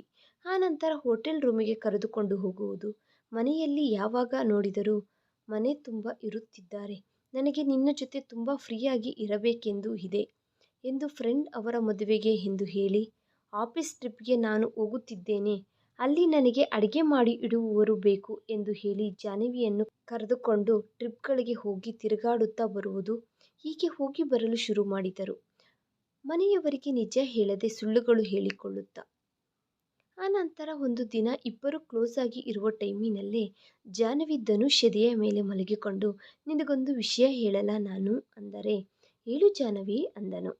ಅತ್ತೆಗೆ ನೀನು ಹಣವನ್ನು ತಂದು ಕೊಡುತ್ತಿದ್ದೀಯ, ಆ ಹಣದಿಂದ ಅತ್ತಿಗೆಗೆ ನೆಕ್ಲೆಸ್ ತೆಗೆದುಕೊಂಡಿದ್ದಾಳೆ ಗೊತ್ತಾ, ಎಷ್ಟು ಚೆನ್ನಾಗಿದೆಯೋ. ನಾನು ಅದನ್ನು ಮುಟ್ಟಿಕೊಂಡು ನೋಡಲು ಹೋದಾಗ, ಮುಟ್ಟಿಕೊಳ್ಳಬೇಡ ಹೋಗು ಹೊರಗಡೆ ಎಂದು ನನ್ನನ್ನು ಕಳುಹಿಸಿಬಿಟ್ಟರು. ನನಗೆ ಆ ನೆಕ್ಲೆಸ್ ತುಂಬ ಇಷ್ಟ ಆಯಿತು, ನೋಡೋಣ ಎಂದು ಕೈಗೆ ತೆಗೆದುಕೊಂಡೆ. ಹಾಕಿಕೊಳ್ಳೋಣ ಎಂದು ಅಲ್ಲ, ಯಾರು ಹಾಕಿಕೊಂಡರೆ ಏನಿದೆ, ಅತ್ತಿಗೆ ಹಾಕಿಕೊಂಡರೆ ಒಂದು, ನಾನು ಹಾಕಿಕೊಂಡರೆ ಒಂದಾ? ನಾಳೆ ಬೆಳಗ್ಗೆ ನಮಗೆ ಮಗು ಹುಟ್ಟಿತು ಅಂದುಕೋ, ಆ ಮಗು ಸಹ ಬೇಕು ಎಂದು ಕೇಳುತ್ತಾಳೇನೋ. ಅಂತಹುದು ಹೇಗೆ ಮಾಡಿಸಬೇಕೋ ಏನೋ ಅಲ್ವಾ. ನಾನು ಜಾಬಿಗೆ ಹೋಗಿದ್ದರೂ ಚೆನ್ನಾಗಿತ್ತು ಅನ್ನುವಷ್ಟರಲ್ಲಿ ಹಾಗೆ ಮಲಗಿಕೊಂಡು ಆಲೋಚಿಸಿಕೊಂಡು, ನೀನು ಬಾಧೆ ಪಡುತ್ತಿದ್ದೀಯಾ ಜಾಹ್ನವಿ ಅಂದನು. ಏನಕ್ಕೆ ಬಾಧೆ ಪಡುವುದು, ಈಗ ಅತ್ತಿಗೆ ಏನೋ ಅಂದಳೆಂದು ಬಾಧೆ ಪಡುತ್ತೀನಾ ಏನು ಅನ್ನುವಷ್ಟರಲ್ಲಿ ಮೇಲಿನ ಹಣ ವಾರದಲ್ಲಿ ಅಮ್ಮನಿಗೆ 2 ದಿನ ಕೊಟ್ಟು 5 ದಿನ ಕೊಡದೆ ಅದನ್ನು ಹೆಂಡತಿಗೆ ಕೊಟ್ಟು, ಹುಷಾರಾಗಿ ಇಟ್ಟುಕೋ ನಿನ್ನ ಹತ್ತಿರ ಅಂದನು. ಆನಂತರ ಅದೇನೋ ಹಣ ಕೊಡುತ್ತಿಲ್ಲ ಅಂದರೆ, ಬರಬೇಡವೇನಮ್ಮ, ಬಂದರೆ ನಾನೇನಾದರೂ ಬಚ್ಚಿಟ್ಟುಕೊಳ್ಳುತ್ತೀನಾ ಏನು ನಿನಗೆ ಕೊಡದೆ. ನಾಳೆ ಬೆಳಿಗ್ಗೆ ನನ್ನ ಮಕ್ಕಳು ಹುಟ್ಟಿದರೆ ನನ್ನ ಮಕ್ಕಳಿಗಂತೂ ಏನೂ ಉಳಿಯುವುದಿಲ್ಲ ಹೀಗಾದರೆ ಅಂದುಕೊಂಡನು ಮನಸ್ಸಿನಲ್ಲಿ. ಆನಂತರ ಒಂದು ದಿನ, ತುಂಬ ಮೈಕೈ ನೋವುತ್ತಿದೆ, ಹಾಗೆಂದು ನಿನ್ನನ್ನು ದೂರ ಇಡುವುದಿಲ್ಲ ಬಿಡು. ಇವತ್ತು ಅತ್ತೆ ನನಗೆ ಬರೆ ಇಟ್ಟಿದ್ದಳು, ಅತ್ತಿಗೆ ಹೊಡೆದಳು ಎಂದು ಗಂಡನ ಎದುರೇ ನಾಚಿಕೆ ಏನಿದೆ, ಬಟ್ಟೆಗಳು ತೆಗೆದು ತೋರಿಸಿದಳು. ಧನುಷ್ ಆಯಿಂಟ್ಮೆಂಟ್ ಹಚ್ಚಿ ತುಂಬ ಬಾಧೆ ಪಡುತ್ತಿರುವ ಜಾಹ್ನವಿಯನ್ನು ಹಗ್ ಮಾಡಿಕೊಂಡು ಹತ್ತು ಬಿಟ್ಟನು. ಹಾಗೆ ಇಬ್ಬರು ಕ್ಲೋಸ್ ಆದ ನಂತರ, ಮನುಷ್ಯರ ಇವರು ರಾಕ್ಷಸರು. ಜಾಹ್ನವಿ ನನಗಿಂತ 5 ವರ್ಷ ಚಿಕ್ಕವಳೆಂದರೆ, ಅಕ್ಕನಿಗಿಂತ ಜಾಹ್ನವಿ 7-8 ವರ್ಷ ಚಿಕ್ಕವಳು. ಅಮ್ಮ ಹೀಗೆ ನರರೂಪ ರಾಕ್ಷಸಿಯ ತರಹ ಬಿಹೇವ್ ಮಾಡಿ ಹೊಡೆಯುವುದೇನು ಎಂದು ಅಂದನು. ಸುತ್ತಮುತ್ತಲಿನವರ ಜೊತೆ ಜಾಹ್ನವಿ ಚೆನ್ನಾಗಿರುತ್ತಾಳೆ. ಆದ್ದರಿಂದ ಜಾಹ್ನವಿ ಧನುಷನ್ನು ಕರೆದುಕೊಂಡು ದೇವಸ್ಥಾನಕ್ಕೆ ಹೋದಾಗ, ಸುತ್ತಮುತ್ತಲಿನವರು ಧನುಷ್ ಹತ್ತಿರ, ನೀನು ಇಲ್ಲದೆ ಇದ್ದಾಗ ನಿಮ್ಮ ಅಕ್ಕ ನಿಮ್ಮ ಅಮ್ಮ ಜಾಹ್ನವಿಯನ್ನು ಬದುಕಲು ಬಿಡುತ್ತಿಲ್ಲ, ಈ ಕಾಲದ ಹುಡುಗ ಅಲ್ವಾ ನೀನು, ಅವರ ಅಕ್ಕ ನಿನ್ನನ್ನು ಬೇಡ ಅಂದುಕೊಂಡು ಹೋಗಿ ಬೇರೆ ಹುಡುಗನನ್ನು ಮದುವೆ ಮಾಡಿಕೊಂಡು ಸುಖ ಪಡುತ್ತಿದ್ದಾಳೆ. ಈ ಹುಡುಗಿ ನಿನಗಿಂತ ವಯಸ್ಸಿನಲ್ಲಿ ಚಿಕ್ಕವಳು ಅಲ್ವಾ, ಆದರೂ ಅವರ ತಂದೆ ತಾಯಿಯ ಮಾತಿಗೆ ಬೆಲೆ ಕೊಟ್ಟು ನಿನ್ನನ್ನು ಮದುವೆ ಮಾಡಿಕೊಂಡು ನಿನ್ನ ಜೊತೆ ಸಂಸಾರ ಮಾಡುತ್ತಿದ್ದರೆ, ನೀನು ಮಾತ್ರ ನಿಮ್ಮ ಅಕ್ಕನ ಕೈಯಲ್ಲಿ ನಿಮ್ಮ ಅಮ್ಮನ ಕೈಯಲ್ಲಿ ಹೊಡೆಸಿ ಬೈಸಿ, ಕೈಲಾಗದ ನಿಮ್ಮ ತಂದೆಯ ತರಹ ಮಾತನಾಡಲಾಗದೆ, ಆ ಮಗುವಿಗೆ ಹಳೆ ಬಟ್ಟೆಗಳನ್ನು ಹಾಕಿ, ಕತ್ತಿನಲ್ಲಿ 10 ಗ್ರಾಂ ಬಂಗಾರ ಸಹ ಹಾಕದೆ ಕರಿಮಣಿಗಳನ್ನು ಹಾಕಿ ತಿರುಗಾಡಿಸುತ್ತಿದ್ದ ಪಾಪ ಅಲ್ವಾ. ಏನು ಕೆಲಸ ಇದು, ನಿಮ್ಮ ತಾಯಿ ಮಾಡಬೇಕಾಗಿರುವ ಕೆಲಸನೇನಾ ಇದು ಎಂದು 4 ಜನ ಹೇಳುವಷ್ಟರಲ್ಲಿ ಧನುಷ್ ಮನಸ್ಸಿಗೆ ಬಾಧೆ ಅನಿಸಿತು. ಹಾಗೆ ಜಾಹ್ನವಿ ಮತ್ತು ಧನುಷ್ ಮದುವೆಯಾಗಿ 1 ವರ್ಷ ಕಳೆಯಿತು. ಆ ಅಪ್ಸ್ ಆ್ಯಂಡ್ ಡೌನ್ಸ್ನಲ್ಲಿಯೇ ಅವರ ಸಂಸಾರದ ಬಗ್ಗೆ ಅವರ ತಂದೆ ತಾಯಿಗೆ ಹೇಳಿದರೂ ವ್ಯರ್ಥ.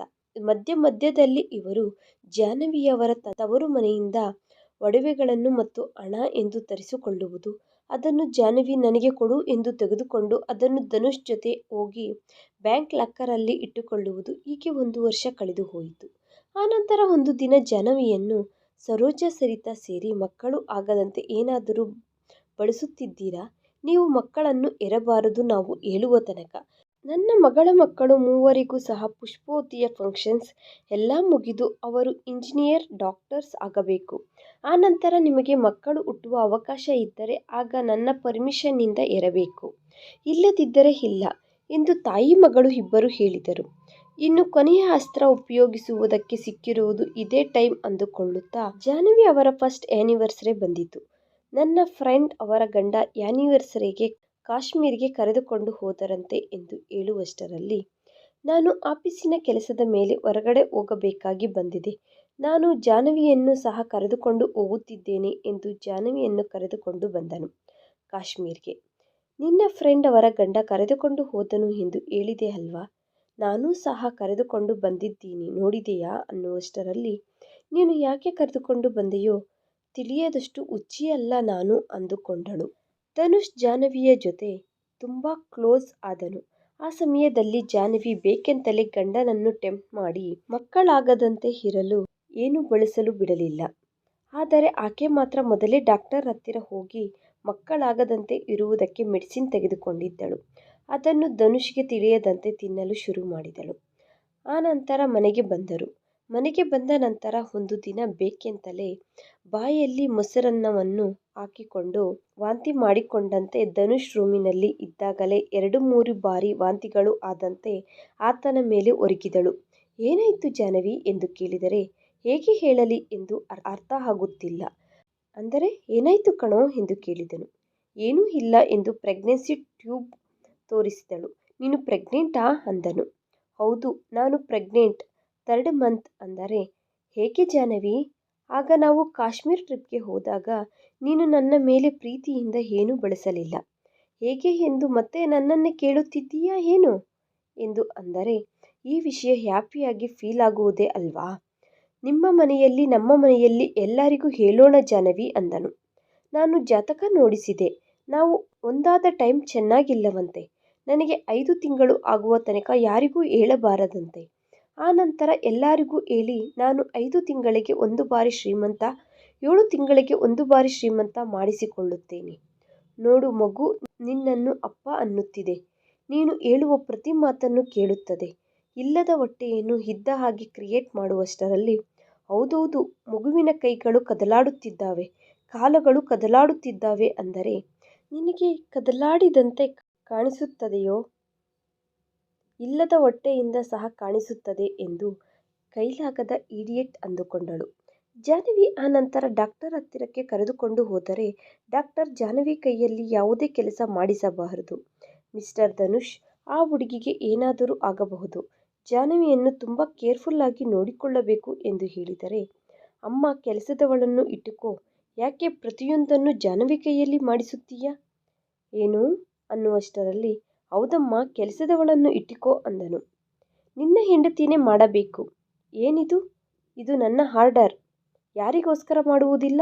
ನಾನು ಅತ್ತೆ, ಅವಳು ಈ ಮನೆಯ ಹೆಣ್ಣು ಮಗಳು, ನನ್ನ ಕಾಲುಗಳ ಹತ್ತಿರ ಇರಬೇಕು ಎಂದು ಜಾಹ್ನವಿ ಕೈಯಲ್ಲಿ ಕಾಲುಗಳನ್ನು ಒತ್ತಿಸಿಕೊಳ್ಳುವುದರಿಂದ ಹಿಡಿದು ಎಲ್ಲ ಮಾಡಿಸಿಕೊಳ್ಳುತ್ತಿದ್ದರು.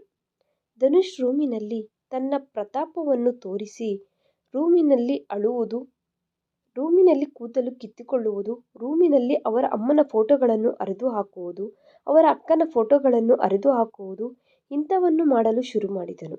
ಅಷ್ಟರಲ್ಲಿ ಜಾಹ್ನವಿಗೆ ಸಿಚುವೇಶನ್ ಅರ್ಥ ಆಯಿತು. ಡಾಕ್ಟರ್ ಅವರು ಜಾಹ್ನವಿಗೆ ಚಿಕ್ಕವಳಿಂದಲೂ ತಿಳಿದ ಡಾಕ್ಟರ್. ಆದ್ದರಿಂದ ಜಾಹ್ನವಿ ಹೇಗೆ ಹೇಳು ಅಂದರೆ ಹಾಗೆ ಆ ಡಾಕ್ಟರ್ ಹೇಳುತ್ತಾಳೆ. ಆದ್ದರಿಂದ ಹೀಗೆ ದಿನಗಳು ಕಳೆಯುತ್ತಾ ಜಾಹ್ನವಿಗೆ 5 ತಿಂಗಳು ಆಯಿತು. ಅಂದ ಹಾಗೆ ಇನ್ನು ಜಾಹ್ನವಿ ಒಂದು ದಿನ ಫೋನ್ ತೆಗೆದುಕೊಂಡು ಫ್ರೆಂಡ್ ಹತ್ತಿರ ಮಾತನಾಡುತ್ತಿದ್ದ ಹಾಗೆ, ನಾನು ಪ್ರೆಗ್ನೆಂಟ್, ಆ ವಿಷಯ ನಮ್ಮ ಅತ್ತೆಗೆ, ನಮ್ಮ ಹೆಣ್ಣು ಮಗುವಿಗೆ ಸಹ ಹೇಳಲಿಲ್ಲ ಗೊತ್ತಾ, ನನ್ನ ಗಂಡ ಎಷ್ಟು ಗುಟ್ಟಾಗಿ ಇಟ್ಟಿದ್ದಾನೋ ಗೊತ್ತಾ, ನಾನು ಹೇಳಿದ ಮಾತು ಹೇಗೆ ಕೇಳುತ್ತಾನೋ ಗೊತ್ತಾ, ನಾನು ಹಾಕಿದ ಗೆರೆ ದಾಟುವುದಿಲ್ಲ, ನಾಳೇನೋ ನಾಳಿದ್ದೋ ಇಬ್ಬರು ಹುಟ್ಟಿದ ಮೇಲೆ ಆ ನಂತರ ನನ್ನ ಗಂಡನನ್ನು ನನ್ನ ಮುಷ್ಟಿಯಲ್ಲಿ ಇಟ್ಟುಕೊಳ್ಳುತ್ತೇನೆ, ನನ್ನ ಮಕ್ಕಳನ್ನು ಅವನಿಗೆ ತೋರಿಸುತ್ತೇನೆ, ಬೇರೆ ಸಂಸಾರಕ್ಕೆ ಕರೆದುಕೊಂಡು ಹೋಗಿಬಿಡುತ್ತೇನೆ, ಆ ನಂತರ ಇವರ ಮುಖ ಸಹ ನೋಡಲು ಬಿಡುವುದಿಲ್ಲ, ನನ್ನ ಸಂಸಾರ ಹೇಗೆ ಉಳಿಸಿಕೊಳ್ಳಬೇಕು ನನಗೆ ತುಂಬ ಚೆನ್ನಾಗಿ ಗೊತ್ತು ಎಂದು ಜಾಹ್ನವಿ ಮಾತನಾಡುತ್ತಿದ್ದ ಹಾಗೆ, ಏಯ್ ನೀನು ಹೀಗೆ ಮಾಡುತ್ತೀಯಾ ಎಂದು ಅಮ್ಮ ಮಗಳು ಇಬ್ಬರೂ ಸೇರಿ ರೊಚ್ಚಿಗೆದ್ದು ಜಾಹ್ನವಿಯನ್ನು ಸುತ್ತಮುತ್ತಲಿನವರೆಲ್ಲ ನೋಡುತ್ತಿದ್ದ ಹಾಗೆ ಎಳೆದುಕೊಂಡು ಬಂದು ಹೊರಗಡೆ ಹಾಕಿ ಜಾಹ್ನವಿಯನ್ನು ಚೆನ್ನಾಗಿ ಹೊಡೆದು, ಏನೇ ನೀನು ಪ್ರೆಗ್ನೆಂಟ್ ಆಗಿದ್ದೀಯಾ? ಆ ವಿಷಯ ನಮಗೆ ಹೇಳದೆ ಗಂಡ ಹೆಂಡತಿ ಇಬ್ಬರೂ ಸೇರಿ ಬಚ್ಚಿಡುತ್ತೀರಾ? ಎಂದು ಆ ಹುಡುಗಿಯ ಜಡೆಯನ್ನು ಹಿಡಿದುಕೊಂಡು ಎಳೆದುಕೊಂಡು ಹೋಗಿ ಆಟೋದಲ್ಲಿ ಹಾಕಿ, ಯಾವ ಡಾಕ್ಟರೇ ಹೇಳಿದ್ದು ಅಂದರೆ ಅವರ ಡಾಕ್ಟರ್ ಹೆಸರು ಹೇಳಿದಳು. ಏನ್ ಡಾಕ್ಟರಮ್ಮ ಇವಳು ಪ್ರೆಗ್ನೆಂಟಾ ಅಂದರೆ, ಹೌದು ರೀ ಜಾಹ್ನವಿ ಪ್ರೆಗ್ನೆಂಟ್ ಅಂದರು. ಸರೋಜಮ್ಮ ಇಮಿಡಿಯೇಟಾಗಿ ಇವಳಿಗೆ ಅಬಾರ್ಷನ್ ಮಾಡಿ ಅಂದಳು. ಹಾಗೆ ಮಾಡಬಾರದು ರೀ ಅಬಾರ್ಷನ್, ಟೈಮ್ ಆಗಿ ಹೋಗಿದೆ ಅಂದಳು. ಮೊದಲು ನೀವು ಮಾಡುತ್ತೀಯಾ ಸಾಯುತ್ತೀಯಾ ಅನ್ನುವಷ್ಟರಲ್ಲಿ ಇರುವ ಹೊಟ್ಟೆಯನ್ನು ತೆಗೆಯುವುದಕ್ಕೆ ಆದರೆ ಲೀಗಲ್ ಆಗಿ ಇಶ್ಯೂಸ್ ಬರುತ್ತವೆ ಅಂದುಕೊಳ್ಳಬಹುದು. ಇಲ್ಲದೇ ಇರುವ ಹೊಟ್ಟೆಯನ್ನು ತೆಗೆಯುವುದಕ್ಕೆ ಏನಿದೆ, ಚಿಕ್ಕದೊಂದು ಮತ್ತಿಂಜೆಕ್ಷನನ್ನು ಕೊಡುತ್ತೇನಮ್ಮ ನಿನಗೆ ಎಂದು ಹೇಳಿ ಅಬಾರ್ಷನ್ ಮಾಡಿದ್ದೀನಿ ಎಂದು ಹೇಳಿದಳು ಆ ಡಾಕ್ಟರ್. ಆನಂತರ ಜಾಹ್ನವಿ ಜುಟ್ಟನ್ನು ಹಿಡಿದುಕೊಂಡು ಅಮ್ಮ ಮಗಳು ಇಬ್ಬರೂ ಸೇರಿ ಮನೆಗೆ ಸುತ್ತಮುತ್ತಲಿನವರೆಲ್ಲ ನೋಡುತ್ತಿದ್ದ ಹಾಗೆ ಎಳೆದುಕೊಂಡು ಬಂದರು. ಎಳೆದುಕೊಂಡು ಬಂದು ಜಾಹ್ನವಿಯನ್ನು ಬೀಳಿಸಿ ಚೆನ್ನಾಗಿ ಹೊಡೆದರು. ಧನುಷ್ ಅಷ್ಟರೊಳಗಡೆ ಆಫೀಸಿಂದ ಮನೆಗೆ ಬಂದಾಗ ಜಾಹ್ನವಿ ಕೆಳಗಡೆ ಬಿದ್ದು ಹೋಗಿದ್ದಾಳೆ. ಏನಾಗಿದೆ ಎಂದು ಜಾಹ್ನವಿಯನ್ನು ಹತ್ತಿರಕ್ಕೆ ತೆಗೆದುಕೊಂಡನು. ಆಗ ನಮ್ಮ ಮಗು ಸತ್ತು ಹೋಯಿತು, ಇನ್ನು ನಮ್ಮ ಮಗು ನಮಗೆ ಇಲ್ಲ ಅನ್ನುವಷ್ಟರಲ್ಲಿ ಯಾಕೆ ಅಂದನು. ಹೇಗೆ ಏನಪ್ಪ ಹೇಗೆ ಎಂದು ದೊಡ್ಡ ಮನುಷ್ಯನಂತೆ ಬಂದು ಕೇಳುತ್ತಿದ್ದೀಯ? ನಿಮ್ಮ ಅಮ್ಮ ನಿಮ್ಮ ಅಕ್ಕ ಎಂಥವರು ನಿನಗೆ ಗೊತ್ತಿಲ್ಲವಾ?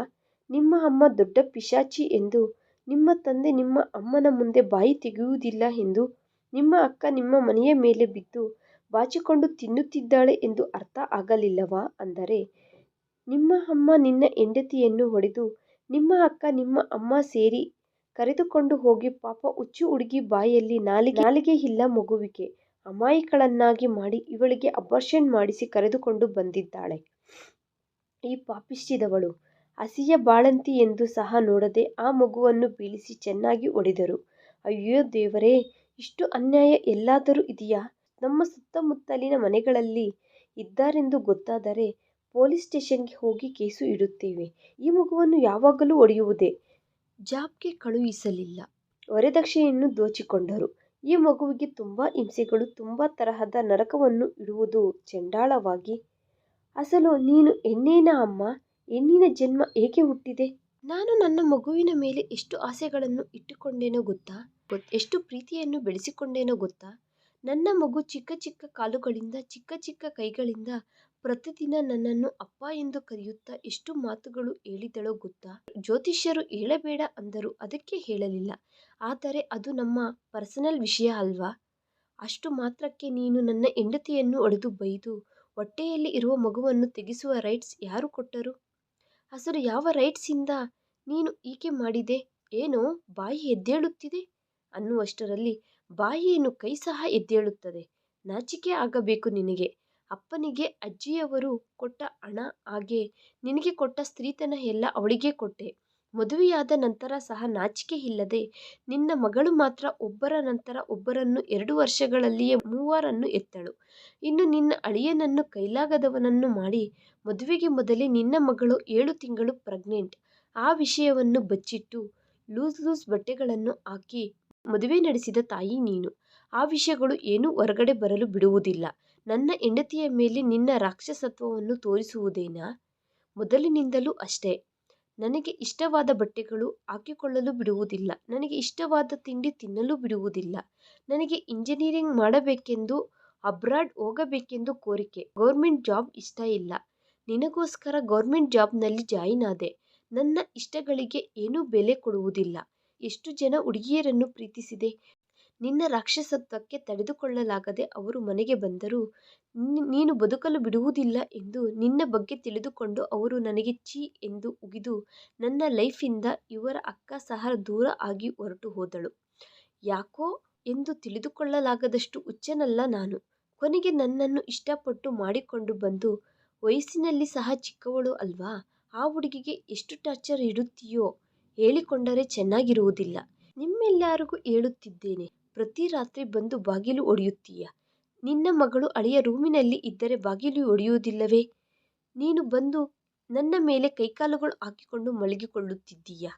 ನನ್ನ ಹೆಂಡತಿಯ ಮೇಲೆ ನನಗೆ ಫೀಲಿಂಗ್ಸ್ ಬರುತ್ತವೆ. ನನ್ನ ಹೆಂಡತಿ ಮಾಡುವ ಪ್ರತಿಯೊಂದು, ನನ್ನ ಹೆಂಡತಿ ಕೊಡುವುದು ಪ್ರತಿಯೊಂದು ನೀನು ನಿನ್ನ ಮಗಳು ಕೊಡಲು ಆಗುತ್ತದೆಯಾ? ನಾಚಿಕೆ ಇರಬೇಕು ನಿಮ್ಮಿಬ್ಬರ ಮಧ್ಯದಲ್ಲಿ ನನ್ನನ್ನು ಮಲಗಿಸಿಕೊಳ್ಳುವುದಕ್ಕೆ. ಹೊಟ್ಟೆಗೆ ಊಟ ತಿನ್ನುತ್ತಿದ್ದೀರಾ, ಇಲ್ಲದರೆ ಮಣ್ಣು ತಿನ್ನುತ್ತಿದ್ದೀರಾ? ಪ್ರತಿದಿನ ನೀನು ರೂಮಿನೊಳಗಡೆ ಹೂಗಳನ್ನು ಇಟ್ಟುಕೊಂಡು ಹೋಗಬಹುದು. ಅಪ್ಪ ನಿನ್ನ ಸುತ್ತ ಸೀರೆ ಸೆರಗು ಹಿಡಿದುಕೊಂಡು ತಿರುಗಾಡುವ ಹಾಗೆ ಮಾಡಬಹುದು. ನಿನ್ನ ಮಗಳು ಮದುವೆಯಾದ ನಂತರ ಸಹ ತಿಂಗಳಲ್ಲಿ 28 ದಿನಗಳು ಇದೇ ತವರು ಮನೆಯಲ್ಲಿ ಇದ್ದು ತಿನ್ನಬಹುದು. ಇವಳ ಮಕ್ಕಳು ಫೀಸ್ ನಾನೇ ಯಾಕೆ ಕಟ್ಟಬೇಕು? ಇವಳಿಗೆ ಇನ್ನು ನಾನ್ಯಾಕೆ ಕೊಡಬೇಕು? ಇಷ್ಟು ದಿನಗಳಿಂದ ನನ್ನ ಸ್ಯಾಲರಿಯ ಮೇಲೆ ಬಿದ್ದು ತಿಂದೆ. ಮೇಲಿನ ಹಣ ಸಹ ನೀನೇ ತಿಂದೆ. ಇನ್ನು ಎಷ್ಟು ತಿನ್ನುತ್ತೀಯ? ಹದ್ದು ಪದ್ದು ಇರುವುದಿಲ್ಲವಾ? ನನ್ನ ಮಕ್ಕಳು ಯಾಕೆ ಭೂಮಿ ಮೇಲಕ್ಕೆ ಬರಬಾರದು? ಅಕ್ಕನ ಮಕ್ಕಳು ಲೈಫ್ನಲ್ಲಿ ಸೆಟಲ್ ಆಗುವ ತನಕ ನೀನು ಇರಬಾರದು. ಆವಾಗ ನಮಗೆ ಮಕ್ಕಳು ಹುಟ್ಟದಿದ್ದರೆ ಅತ್ತೆ? ಮಕ್ಕಳು ಹುಟ್ಟಲಿಲ್ಲ ಅಂದರೆ ಬಂಜೆ ಹಾಗೆ ಇರೇ. ನನ್ನ ಮಗಳ ಮಕ್ಕಳು ನಿಮ್ಮ ಮಕ್ಕಳು ಅಂದುಕೊಂಡು ಬದುಕು ಬಿಡಿ ಅನ್ನುವಷ್ಟರಲ್ಲಿ ಅಬ್ಬಾ ಕೇಳಿಸಿಕೊಂಡೆಯ ಧನುಷ್? ಇನ್ನೇನಿದೆ, ನಿಮ್ಮ ಅಮ್ಮನ ಬಾಯಿಂದಲೇ ನಿಮ್ಮ ಅಮ್ಮ ಅಂದುಕೊಳ್ಳುತ್ತಿರುವ ಮಾತುಗಳು ಹೊರಗಡೆ ಇಟ್ಟಿದ್ದಾಳೆ ಅಲ್ವಾ? ಏನಮ್ಮ ನಮ್ಮ ಅಮ್ಮ ಹೊರಗಡೆ ಇಡುವುದು? ಎಲ್ಲ ಸತ್ಯ ಸಾವಿತ್ರಿಗಳ ಹಾಗೆ ಬಂದಿದ್ದೀರಾ ಹೇಳುವುದಕ್ಕೆ ಅಂದಳು ಸರಿತಾ. ಸರಿ ಹೋಗಿದೆ ಇನ್ನು. ಇವರು ಈ ಮಗುವನ್ನು ನಿನ್ನನ್ನು ಬದುಕಲು ಬಿಡುತ್ತಾರಾ? ಧನುಷ್, ನೀನಾದರೂ ಬುದ್ಧಿ ಇರುವನಾದರೆ ಗೌರ್ಮೆಂಟ್ ಜಾಬ್ನಲ್ಲಿ ಇದ್ದೀಯಾ?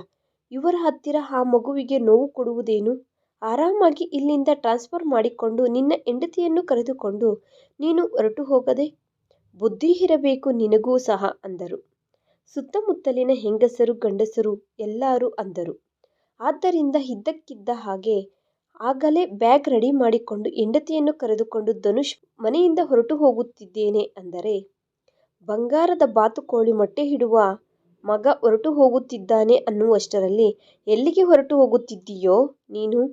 ನಿನ್ನನ್ನು ಹೋಗಲು ಬಿಡುವುದಿಲ್ಲ ನಾನು ಎಂದು ಅಮ್ಮ ಮಗಳು ಇಬ್ಬರು ಸೇರಿ ಧನುಷ್ ಕೂದಲನ್ನು ಎಳೆದು ಬೀಳಿಸಿ ಹೊಡೆದರು. ಎದುರು ತಿರುಗಿದರು, ಕಚ್ಚಿಬಿಟ್ಟರು. ಅಮ್ಮ ಮಗಳು ಕಣ್ಣುಗಳಲ್ಲಿ ಕಾರ ಹೊಡೆದರು. ಅಮ್ಮ ಅಮ್ಮ ಎಂದು ಕಿರಿಚಿದರೆ ಆಗ ಮತ್ತೆ ಸುತ್ತಮುತ್ತಲಿನವರೆಲ್ಲ ಸೇರಿದರು. ಅಷ್ಟರಲ್ಲಿ ಜಾಹ್ನವಿ ಅವರ ತಂದೆ ತಾಯಿ ಬಂದರೆ ಅವರನ್ನೂ ಸಹ ಹೊಡೆದರು. ಇದು ಎಲ್ಲಿನ ನ್ಯಾಯ ಅಪ್ಪ ಎಂದು ಸುತ್ತಮುತ್ತಲಿನವರು ಪೊಲೀಸರಿಗೆ ಕಂಪ್ಲೇಂಟ್ ಮಾಡಿ ಪೊಲೀಸರ ಪ್ರೊಟೆಕ್ಷನ್ನಿಂದ ಧನುಷನ್ನು ಜಾಹ್ನವಿಯನ್ನು ಅಲ್ಲಿಂದ ಕರೆದುಕೊಂಡು ಸಾವಿತ್ರಮ್ಮ ಕೃಷ್ಣಪ್ಪ ಮನೆಗೆ ಕರೆದುಕೊಂಡು ಹೋದರು. ನಿಮ್ಮ ತಂದೆ ತಾಯಿ ಮಾಡಬೇಕಾದ ಕೆಲಸನ ಅಪ್ಪ ಇದು ಅನ್ನುವಷ್ಟರಲ್ಲಿ ನನ್ನನ್ನು ಕ್ಷಮಿಸಿ ಅತ್ತೆ ಮಾವ ಎಂದು ಕೇಳಿಕೊಂಡನು. ತಕ್ಷಣ ತನ್ನ ಆಫೀಸರ್ ಜೊತೆ ಮಾತನಾಡಿ, ಯಾವಾಗಲೋ ಆತನಿಗೆ ಪ್ರಮೋಷನ್ ಲಿಸ್ಟ್ನಲ್ಲಿ ಇದೆ ಆತನ ಹೆಸರು. ಈ ಊರಿನಿಂದ ಹೋದರೆ ಅಮ್ಮ ಸುಮ್ಮನಿರುವುದಿಲ್ಲ ಎಂದು ಆತನೇ ಪ್ರಮೋಷನ್ ಬೇಡ ಅಂದುಕೊಂಡನು. ಪ್ರಮೋಷನ್ನ ಜೊತೆ ಸ್ಯಾಲರಿ ಸಹ ಬೆಳೆಯುತ್ತದೆ, ಟ್ರಾನ್ಸ್ಫರ್ ಬರುತ್ತದೆ, ಆತನಿಗೆ ಕ್ವಾರ್ಟರ್ಸ್ ಸಹ ಕೊಡುತ್ತಾರೆ. ಈ ಸಾರಿ ಅಕ್ಸೆಪ್ಟ್ ಮಾಡುತ್ತಿದ್ದೇನೆ ಎಂದು ಹೇಳಿ 1 ತಿಂಗಳು ಮುಗಿಯುವುದರ ಒಳಗೆ ಈ ಊರಿನಿಂದ ಬೇರೆ ಊರಿಗೆ ಹೊರಟು ಹೋದನು. ಅಲ್ಲಿಗೆ ಹೋದ ನಂತರ ಜಾಹ್ನವಿ ನನಗೆ ಹೋದ ನನ್ನ ಮಗುನೇ ನೆನಪಾಗುತ್ತಿದ್ದಾಳೆ ಎಂದು ಮತ್ತೆ ಅಲ್ಲಿಗೆ ಕರೆದುಕೊಂಡು ಹೋಗಿ ಡಾಕ್ಟರ್ಗೆ ತೋರಿಸಿದರೆ, ಆದಷ್ಟು ದೂರ ಕರೆದುಕೊಂಡು ಹೋಗಿ ಧನುಷ್, ಎಷ್ಟು ದೂರ ಕರೆದುಕೊಂಡು ಹೋದರೆ ಅಷ್ಟು ಒಳ್ಳೆಯದು. ತುಂಬಾ ನೇಚರ್ ಇರುವ ಪ್ರಕೃತಿಯ ಮಧ್ಯದಲ್ಲಿ ಇದ್ದರೆ ಒಳ್ಳೆಯದು ನೀವು ಅಂದರು. ಹಿಮಾಚಲ್ ಪ್ರದೇಶದ ಹತ್ತಿರದಲ್ಲಿ ಟ್ರಾನ್ಸ್ಫರ್ ಮಾಡಿಸಿಕೊಂಡನು. ಧನುಷ್ ಅಲ್ಲಿಗೆ ಹೊರಟು ಹೋದ ನಂತರ ಕ್ವಾರ್ಟರ್ಸ್ ಸಹ ಕೊಟ್ಟರು. ಸ್ಯಾಲರಿ ಸಹ ತಂದು ಹೆಂಡತಿಗೆ ಕೊಡುವುದು. ಆ ನಂತರ ಹೀಗೆ ಅಲ್ಲ ಹಾಗೆ ಮಾಡೋಣ ಎಂದು ಇಬ್ಬರು ಮಾತನಾಡಿಕೊಂಡು ಮುನ್ನಡೆದರು. ಜಾಹ್ನವಿ ಪ್ರಾಪರ್ಟಿಗಳು ಜಾಹ್ನವಿ ಇಟ್ಟುಕೊಂಡಳು. ಅದರ ಜೊತೆ ಇನ್ನೂ ಪ್ರಾಪರ್ಟಿಗಳನ್ನು ತೆಗೆಯುವುದು, ಮಕ್ಕಳಿಗೋಸ್ಕರ ಬ್ಯಾಂಕಿನಲ್ಲಿ ಬ್ಯಾಲೆನ್ಸ್ ಸೇವ್ ಮಾಡಿಕೊಳ್ಳುವುದು. ಆನಂತರ ಪ್ರತಿದಿನ ಬೆಳಗ್ಗೆ ಆಫೀಸ್ಗೆ ಹೋಗುವಾಗ ಹೆಂಡತಿಯ ಜೊತೆ ತುಂಬಾ ರೊಮ್ಯಾಂಟಿಕ್ ಆಗಿ ಇದ್ದು, ಮಧ್ಯಾಹ್ನ ಸಹ ಆಫೀಸ್ನಿಂದ ಬಂದು ಈಗ ಯಾವ ದರಿದ್ರಗಳು ಇಲ್ಲ ಎಂದು ಹೆಂಡತಿಯ ಜೊತೆ ತುಂಬಾ ಹ್ಯಾಪಿಯಾಗಿ ಇದ್ದು, ಸ್ವಂತ ಮನೆ ತೆಗೆದುಕೊಂಡು ಕಾರುಗಳನ್ನು ತೆಗೆದುಕೊಂಡು ಹೆಂಡತಿಯ ಕೈಯಲ್ಲಿ ಬಿಸಿನೆಸ್ ಸ್ಟಾರ್ಟ್ ಮಾಡಿಸಿದನು. ಆನಂತರ ಜಾಹ್ನವಿ ಗರ್ಭವತಿಯಾಗಿ ಜಾಹ್ನವಿಗೆ 2 ಮಕ್ಕಳು ಹುಟ್ಟಿ ಇನ್ನು ತನ್ನ ಮಕ್ಕಳನ್ನು ನೋಡಿಕೊಳ್ಳುತ್ತಾ ತನ್ನ ಫ್ಯಾಮಿಲಿಯನ್ನು ನೋಡಿಕೊಳ್ಳುತ್ತಾ ಸಂತೋಷದಿಂದ ಇದ್ದು, ಇನ್ನು ಮಧ್ಯ ಮಧ್ಯದಲ್ಲಿ ವಾರಕ್ಕೆ 1 ಬಾರಿ ಅತ್ತೆ ಫೋನ್ ಮಾಡುವುದು, ಹೆಣ್ಣು ಮಗು ಫೋನ್ ಮಾಡುವುದು, ಬರದಿದ್ದರೆ ಮರ್ಯಾದೆ ಇರುವುದಿಲ್ಲ ಎಂದು, ನಿನ್ನನ್ನು ಸಾಯಿಸಿಬಿಡುತ್ತೇನೆ ಎಂದು ಧನುಷನ್ನು ಅವರು ಇನ್ನೂ ರೊಚ್ಚಿಗೆಬ್ಬಿಸಿ ಹಣ ಕಳಿಸುತ್ತೀಯಾ ಇಲ್ಲವೋ ಅಂದಿದ್ದರಿಂದ ಧನುಷ್ ನಾನು ಕಳುಹಿಸುವುದಿಲ್ಲ ಎಂದು ಹೇಳಿ ಸಿಮ್ಗಳನ್ನು ತೆಗೆದು ಪಕ್ಕಕ್ಕೆ ಬಿಸಾಗಿ ಅಲ್ಲಿಂದ ಇನ್ನೂ ಸ್ವಲ್ಪ ದೂರ ಇನ್ನು ಸ್ವಲ್ಪ ದೂರ ಹಾಗೆ ಬದಲಾಗುತ್ತಾ ತುಂಬ ದೂರ ಹೊರಟು ಹೋದರು. ಟ್ರಾನ್ಸ್ಫರ್ ಮೇಲೆ ಹೋದ ಪ್ರತಿ ಜಾಗದಲ್ಲಿ ಮನೆ ತೆಗೆದುಕೊಳ್ಳುವುದು, ಅದನ್ನು ಪ್ರಾಪರ್ಟಿ ಕೆಳಗಡೆ ಇಟ್ಟು ಇನ್ನೊಂದು ಮನೆ ತೆಗೆದುಕೊಳ್ಳುವುದು. ಹೀಗೆ ಧನುಷ್ಗೆ ಸ್ಯಾಲರಿ ಬೆಳೆಯಿತು, ಪ್ರಮೋಷನ್ ಬಂದವು. ಮಕ್ಕಳು ಬೆಳೆದು ದೊಡ್ಡವರಾಗುತ್ತಾ ಇದ್ದಾರೆ. ಜಾಹ್ನವಿ ತನ್ನ ಬುದ್ಧಿವಂತಿಕೆಯಿಂದ ಸಂಸಾರವನ್ನು ಹೀಗೆ ನಿಲ್ಲಿಸಿಕೊಂಡಳು. ಆನಂತರ ಅತ್ತೆ ತೀರಿಕೊಂಡಳು ಎಂದು ವಾರ್ತೆ ಬಂದಿತು. ಹೋಗಿ ತಲೆ ಕೊರಿವಿ ಇಟ್ಟಿದನು. ಅತ್ತೆ ತೀರಿಕೊಂಡಿದ್ದರಿಂದ ಮಾವ ಇಷ್ಟು ವರ್ಷಗಳಿಂದ ತನ್ನ ಅಕ್ಕಂದಿರಿಗೆ ತಂಗಿಯರಿಗೆ ದೂರ ಆಗಿದ್ದನು. ನನಗೇನು ಹಣ ಬೇಡ ಕಣೋ, ಈ ಮನೆ ಮಾರಿಕೊಂಡ ಹಣ ನನ್ನ ಹೆಸರಿನ ಮೇಲೆ ಹಾಕಿಕೊಂಡು ಹೊರಟು ಹೋಗುತ್ತೇನೆ ಎಂದು ಹೇಳಿ ಸುಬ್ಬರೆಡ್ಡಿ ಆ ಹಣವನ್ನು ತನ್ನ ಹೆಸರಿನ ಮೇಲೆ ಹಾಕಿಕೊಂಡು ತನ್ನವರ ಹತ್ತಿರಕ್ಕೆ ಹೊರಟು ಹೋದನು. ಸರಿತಾ ಆಲ್ರೆಡಿ ಅಷ್ಟು ವರ್ಷ ತಮ್ಮನ ಸಂಪಾದನೆ ದೋಚಿಕೊಂಡಿದ್ದಾಳೆ. ಇನ್ನು ದೋಚಿಕೊಳ್ಳುವುದಕ್ಕೆ ಏನೂ ಇಲ್ಲದೆ ಸರಿತಾ ಗಂಡನಿಗೆ ಸಹ ಬಾಯಿ ಬಂದಿದೆ. ಸರಿತಾವನ್ನು ಚೆನ್ನಾಗಿ ಹೊಡೆದು ಎತ್ತಿಕೊಂಡು ಹೋಗಿ ಅವರ ಊರಿನಲ್ಲಿ ಹಾಕಿಕೊಂಡು ಮಕ್ಕಳು ಸಹ ಸರಿತಾ ಹಾಗೆ ಆಗುತ್ತಾರೆ ಏನೋ ಎಂದು ಪದ್ಧತಿಯಿಂದ ಬೆಳೆಸುತ್ತಾ, ಸರಿತಾ ಆಲ್ರೆಡಿ ಓದಿಕೊಂಡಿದ್ದಾಳೆ. ಆದ್ದರಿಂದ ಸರಿತಾವನ್ನು ಸಹ ಜಾಬ್ಗೆ ಕಳುಹಿಸುತ್ತಾ ಮನೆಯ ಕೆಲಸ, ಅಡಿಗೆ ಕೆಲಸ ಮಾಡಿಕೊಳ್ಳುತ್ತಾ ಅತ್ತೆ ಮಾವನವರನ್ನು ನೋಡಿಕೊಳ್ಳುತ್ತಾ ಇನ್ನೊಂದು ಕಡೆ ಮನೆಯಲ್ಲಿ ಟೈಲರಿಂಗ್ ಟ್ಯೂಷನ್ ಇಟ್ಟಿಸಿ ಖಾಲಿ ಇಲ್ಲದೆ ಕೆಲಸ ಮಾಡಿಸಲು ಶುರು ಮಾಡಿದನು ಸರಿತಾ ಗಂಡ. ಕೊನೆಗೆ ತನ್ನ ಕತೆ ಹೇಗೆ ಮುಗಿದಿದೆ ಎಂದು ಜಾಹ್ನವಿ ತನ್ನ ಸ್ನೇಹಿತರಿಗೆ ತುಂಬಾ ದಿನಗಳ ನಂತರ ಕಾಣಿಸಿದ ರಾಗಿಣಿಯನ್ನು ಮನೆಗೆ ಕರೆದುಕೊಂಡು ಬಂದು ಎಲ್ಲ ಹೇಳಿಕೊಂಡಳು. ನನ್ನ ಗಂಡ ಇಲ್ಲ, ಆಫೀಸಿಗೆ ಹೋಗಿದ್ದಾನೆ. ಮಕ್ಕಳನ್ನು ಸ್ಕೂಲಿಗೆ ಕರೆದುಕೊಂಡು ಹೋಗಿ ಕರೆದುಕೊಂಡು ಬರುತ್ತಾನೆ ಅಂದಳು. ಮತ್ತೆ ನಿಮ್ಮಕ್ಕ ಅನ್ನುವಷ್ಟರಲ್ಲಿ ಅಕ್ಕನಿಗೆ ಏನಾಗಿದೆ? ನಮ್ಮ ತಂದೆ ತಾಯಿ ಅಕ್ಕನ ಜೊತೆ ಟಚ್ನಲ್ಲಿ ಇಲ್ಲ, ಆದರೆ ಹತ್ತಿರದಲ್ಲಿ ಮೀಟಾಗೋಣ ಎಂದು ಅಳುತ್ತಿದ್ದಾರೆ. ಅಕ್ಕನ ಜೊತೆ ಮಾತ್ರ ನಾನು ಟಚ್ನಲ್ಲಿ ಇದ್ದೇನೆ, ಫೋನ್ ಮಾಡಿ ಮಾತನಾಡುತ್ತಿದ್ದೇನೆ. ಭಾವ ತುಂಬ ಚೆನ್ನಾಗಿ ನೋಡಿಕೊಳ್ಳುತ್ತಿದ್ದಾನೆ. ಅಕ್ಕನನ್ನು ಮದುವೆಯಾದ ವೇಳೆ ವಿಶೇಷ ಅವರಿಗೆ ಬಿಸ್ನೆಸ್ನಲ್ಲಿ ಆಗಿ ಬಂದಿದೆಯಂತೆ. ಭಾವ ಬಿಸ್ನೆಸ್ ಮಾಡುತ್ತಿದ್ದಾನೆ. ಅಕ್ಕನಿಗೆ ಟ್ವಿನ್ಸ್ ಹುಟ್ಟಿದ್ದಾರಂತೆ. ಒಂದು ಹೆಣ್ಣು ಮಗು, ಒಂದು ಗಂಡು ಮಗು ಹುಟ್ಟಿದ್ದಾರೆ. ಅವರ ಅತ್ತೆ ಮಾವನವರು ಕ್ಯಾಸ್ಟ್ ಬೇರೆ ಅನ್ನುವ ಮಾತು ಬಿಟ್ಟರೆ ನಮ್ಮ ಅತ್ತೆ ಮಾವನವರಂತೆ ರಾಕ್ಷಸರು ಅಲ್ಲ ಅವರು. ಅವರ ಅತ್ತೆ ತುಂಬ ಚೆನ್ನಾಗಿ ನೋಡಿಕೊಳ್ಳುತ್ತಾರೆ. ಅವರ ಅತ್ತೆ ಮಾವ, ನಮ್ಮ ಭಾವ, ಎಲ್ಲರೂ ನಮ್ಮ ಭಾವನಂತಹ ಗಂಡಸರು ಸಿಗಬೇಕೆಂದರೆ ಭೂಮಿಯ ಮೇಲೆ ಸಿಗುವುದಿಲ್ಲ ರಾಗಿಣಿ. ಸಿಕ್ಕಿರುವುದನ್ನು ನಮಗೆ ಬೇಕಾದಾಗೆ ನಮ್ಮ ಬುದ್ಧಿವಂತಿಕೆಯಿಂದ ನಾವು ಬದಲಾಯಿಸಿಕೊಂಡು ನಮ್ಮ ಸಂಸಾರವನ್ನು ನಾವೇ ಉಳಿಸಿಕೊಳ್ಳಬೇಕು. ಈ ಕಾಲದ ಗೃಹಿಣಿ ನಾನು. ಸಂಬಂಧವನ್ನು ಮುರಿದುಕೊಂಡು ಹೋಗಲು ಶುರು ಮಾಡಿದರೆ ಇವನಲ್ಲ ಅವನು, ಅವನಲ್ಲ ಇವನು ಎಂದು ಯಾರು ಕರೆಕ್ಟ್ ಅನ್ನುತ್ತೀಯ? ನನ್ನ ಗಂಡನಿಗೆ ಹೊಡೆಯುವಷ್ಟು ತಾಕತ್ತಿಲ್ಲ, ಬೈಯುವಷ್ಟು ಧೈರ್ಯ ಇಲ್ಲ. ಅವನನ್ನು ಕರೆದುಕೊಂಡು ಹೋಗಿ ಯಾವುದಾದರೂ ಗೃಹ ಹಿಂಸೆ ಕೇಸ್, ಇಲ್ಲದಿದ್ದರೆ ಡೊಮೆಸ್ಟಿಕ್ ವೈಲೆನ್ಸ್ನಲ್ಲೋ ಮೀಡಿಯಾಗಳಿಗೆ ಹತ್ತಿಸಿ ಸ್ಟೇಷನ್ನಲ್ಲಿ ಇಟ್ಟು ಚೆನ್ನಾಗಿ ಹೊಡೆಸಿ ಕೋರ್ಟ್ಗಳಿಗೆ ಹತ್ತಿಸಿ ಡೈವರ್ಸ್ ಕೊಡುತ್ತೇನೆ ಅನ್ನುವ ಭಯ ಇದೆ ಅವನಲ್ಲಿ. ಆದ್ದರಿಂದ ಅವನಿಗೆ ಬೇಕಾಗಿರುವುದು ಏನು ಕೊಡುತ್ತಲೇ ನನ್ನ ಸಂಸಾರವನ್ನು ಕಾಪಾಡಿಕೊಳ್ಳುತ್ತಾ ಬಂದೆ. ಪರವಾಗಿಲ್ಲ, ನನ್ನ ಗಂಡನೇ ಅಲ್ವಾ, ನಾಚಿಕೆ ಬಿಟ್ಟು ಬಿಡಬೇಕು. ಸಂಸಾರ ಉಳಿಸಿಕೊಳ್ಳುವುದಕ್ಕೆ 100 ಕಷ್ಟಗಳು ಪಡಬೇಕು. ಹೆಂಗಸರಾದರೂ ಗಂಡಸರಾದರೂ ಮಾಡುವುದು ಏನಿದೆ ಅಂದರೆ, ನಿಮ್ಮ ತಂದೆ ತಾಯಿ ನಿಮ್ಮ ಬುದ್ಧಿವಂತರಾದ ಮಕ್ಕಳನ್ನು ಹೆತ್ತಿದ್ದಾರೆ. ನಿಮ್ಮ ಅಕ್ಕನ ಜೊತೆ ನನಗೂ ಸಹ ಒಬ್ಬನು ಕಾಲೇಜಿನಲ್ಲಿ ಪ್ರಪೋಸ್ ಮಾಡಿದನು. ಆ ಒಂದು ದಿನ ಧೈರ್ಯ ಮಾಡಲಾಗಲಿಲ್ಲ, ಆತನ ಪ್ರೀತಿಯನ್ನು ಒಪ್ಪಿಕೊಳ್ಳಲಿಲ್ಲ.